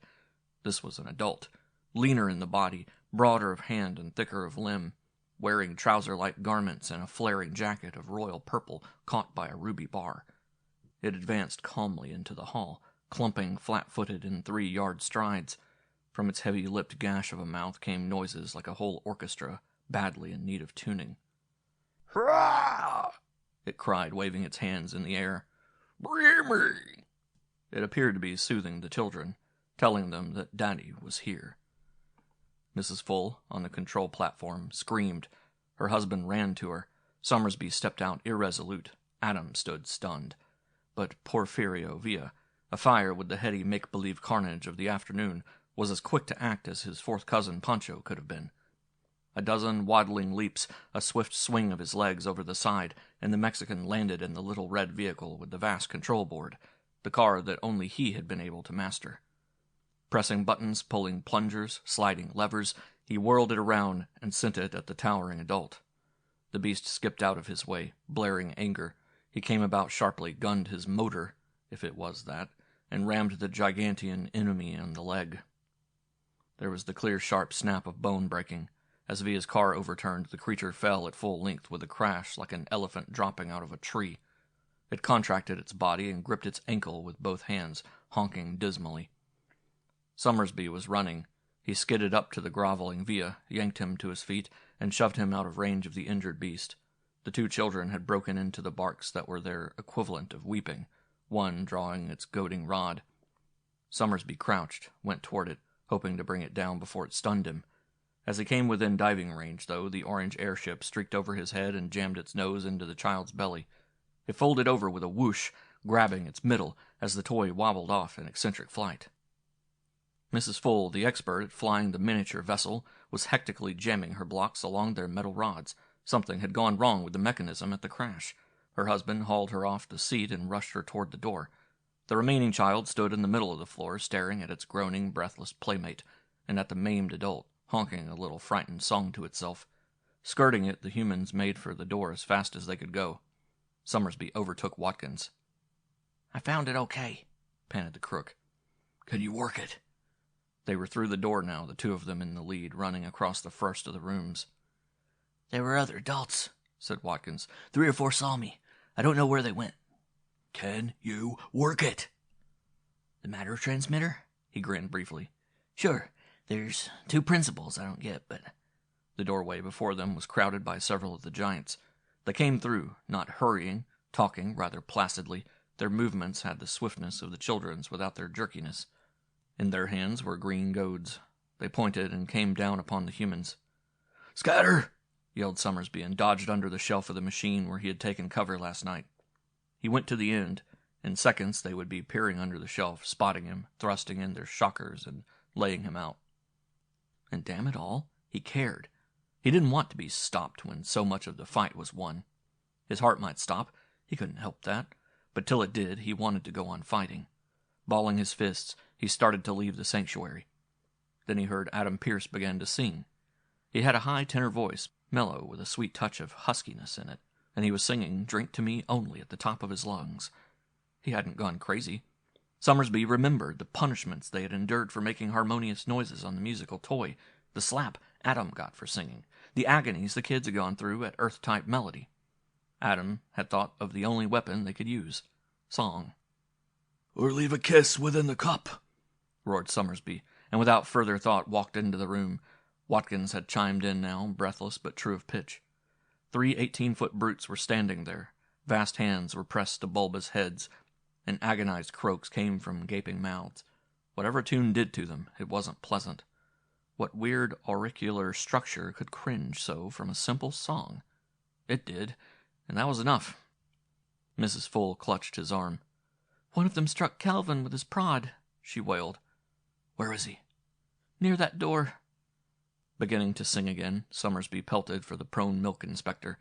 He picked him up and slung him, limp as a dead doe, over his left shoulder. The others were gathering. He motioned them forward and, as Watkins joined him, ran on. "Where'd you find your case?" "On a table. Hope the dough is all in there." He glanced back.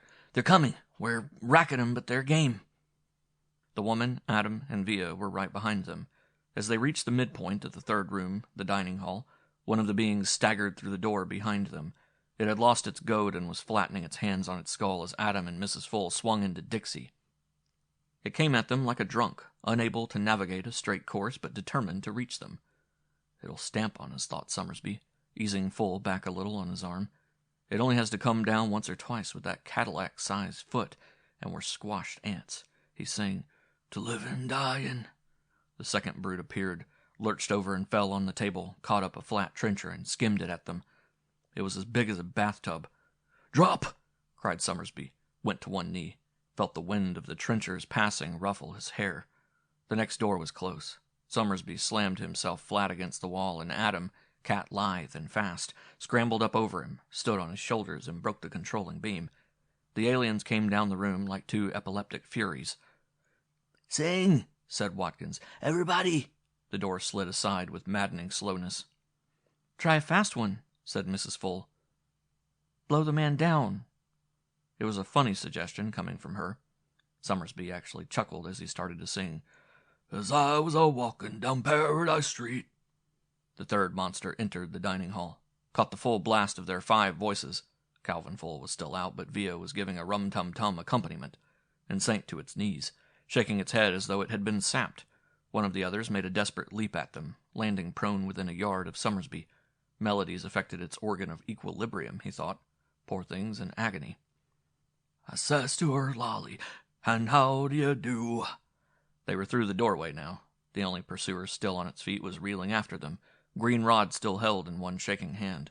Its rust-red eyes were bulging out from their deep pits, and a thin trickle of violet ichor came from its nostril.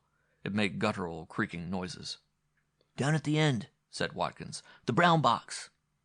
"Did you gimmick it?" asked Summersby. "I think so. We have to take a chance. The main idea is easy. I guessed at a few things, but I think it'll work. Unless one of our big pals checked on it and mucked up my improvements." It was 20 yards away, but so was the last of the monsters. Summersby changed Full to his other arm and added his voice to the general clamor for a bar or so, then asked Watkins the question that had been nagging at him. "Can we all go, or does somebody have to send the others?" "I'll send you. I'm not so sure I can get through. The dials and focusing lenses are on the outside, you know." "I'll work it then." They were at the table. He dropped Full and helped Adam shove a chair to the table. The woman and Via were singing Quiéreme mucho in Spanish, their voices a trifle hoarse by now. "You will like hell. It'd take me 10 minutes to teach you how to work the transmitter. Think we have 10 minutes? The giant was standing still, weaving, pawing the air. It would not give in to its pain and dizziness. If it fell now, it might hit them. It was that close. "You've got to show me. I have a bad heart. I'm due to die in a month or two," said Summersby urgently. Watkins stared at him. "Do you think you went through the past hours with a rotten ticker? Don't make me laugh." "It's true. I'm just waiting to die.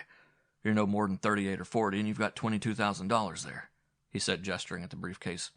"I don't give a damn about the morals of the case. You're a decent fellow, and you ought to have this break." Watkins snarled as he gave the valiantly singing Mrs. Full a hand up to the chair seat. "You think I have a martyr complex? You think I want to stay here? I'm elected, that's all. It's me stays, or it's everybody. I haven't the time to teach you to work it." He hit Summersby a hard blow on the chest. "Your heart's fixed up the same as Adam's eyes and Cal's sinus. These gentry could turn your lungs upside down without opening you up. They're that good. Go back to your woods. You're okay." "No," said Summersby with stubborn rage. "I'm sick of waiting to die. That's why I took the coaster ride in the first place. That's why I wanted—" "You're nuts. You have a heart to match your frame, High Pockets. If you'd admit it. Hand up old Cal." The monster took 2 wobbling steps toward them. They were all on the chair, then clambering onto the table. Watkins swung open the door of the brown box. "Fast," he said urgently. "Fast." Adam had Cal by the armpits. He lugged him into the dark interior. Via jumped in, Mrs. Full following. Summersby confronted the safecracker. "Show me how to work the machine. I don't believe they could mend a bad heart." Watkins handed him the briefcase with so unexpected emotion that Summersby took it automatically. "Send it to Roscoe and Bates if I don't turn up. I guess I can't use it here." He put a hand under his coat. "Go on, High Pockets." "No!" Watkins drew a gun, a small steel blue thing that looked as wicked as a rattler. Summersby had had no idea that he was carrying it. "Hop in, tall man," said Watkins, grinning. "You're holding up the works." Reluctantly, Summersby backed away, stood in the door of the box. He could jump Watkins, but if the mechanism were so complex, he would only doom them all. "You're out of your head," he said. "Sure." Abruptly, above the safecracker towered the fantastic form of their forgotten enemy, reaching for them, one hand still to its head. Summersby inflated his lungs. "Should all acquaintance be forgot," he roared tunefully, "and never brought to mind?"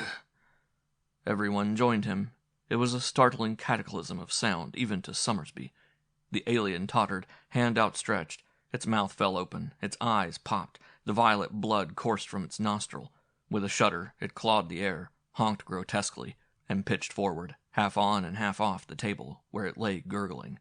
A spot on the side of its skull, about the width of a gallon jug on which the hair grew sparse and gray, pulsed as though there were no bone beneath the skin, as though a bellows within was puffing in and out, in and out. Its ear, thought Summersby. Probably we've wrecked it for good. Maybe the thing will die. Then Watkins is a gone goose if he stays. He was about to lunge at the steady gun hand when Adam and Via yanked him backward into the box. Adam was crying. "Try and come to, Mr. Watkins.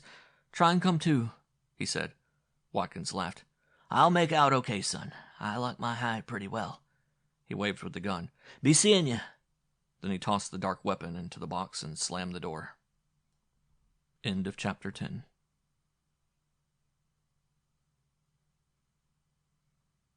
Chapter 11.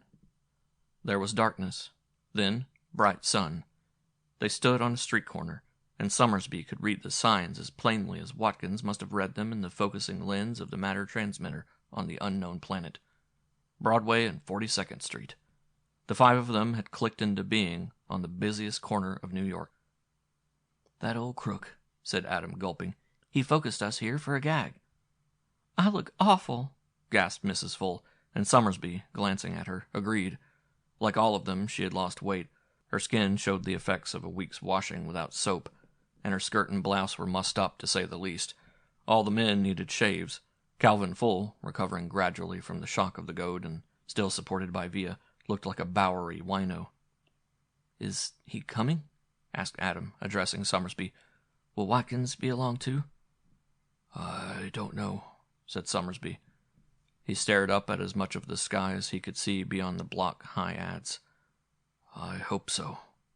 My chili stand, shouted Villa, suddenly awakening to the fact of New York about him. That no-good relief man. I've got to see what he's done to it. Pushing Calvin to Adam, who grasped him by an arm, the Mexican waved hurriedly.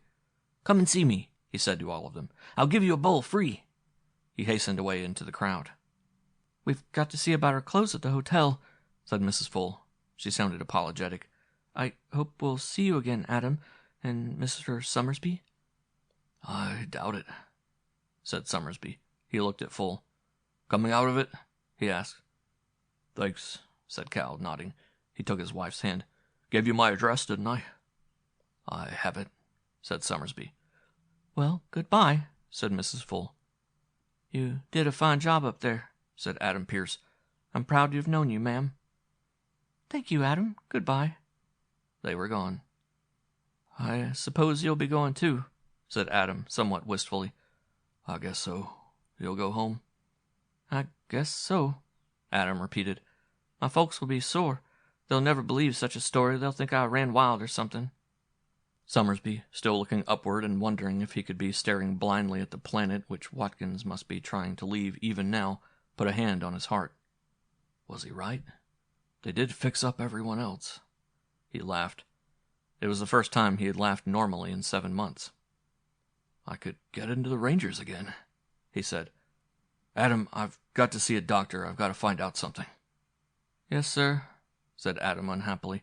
Summersby looked at him. Really worried about your folks? Yes, sir. I'll come home and tell them if you like, Adam said gratefully. Mr. Summersby, you're a gentleman. No, said Summersby. No. Yes, sir, you are. Can we wait just a minute more? Mr. Watkins might be along any minute now. We'll wait. After a while, Adam said, Remember that first feed we got up there? Pies and cookies and glass? I remember it. They must have just aimed that machine at a bakery window here on Earth and taken glass and all. That's it. Probably it was called a smash-and-grab robbery down here. He kicked something, bent down and picked it up. It was the safecracker's gun. I didn't think he'd carry one, said the boy. He looked closer at it. God. What is it?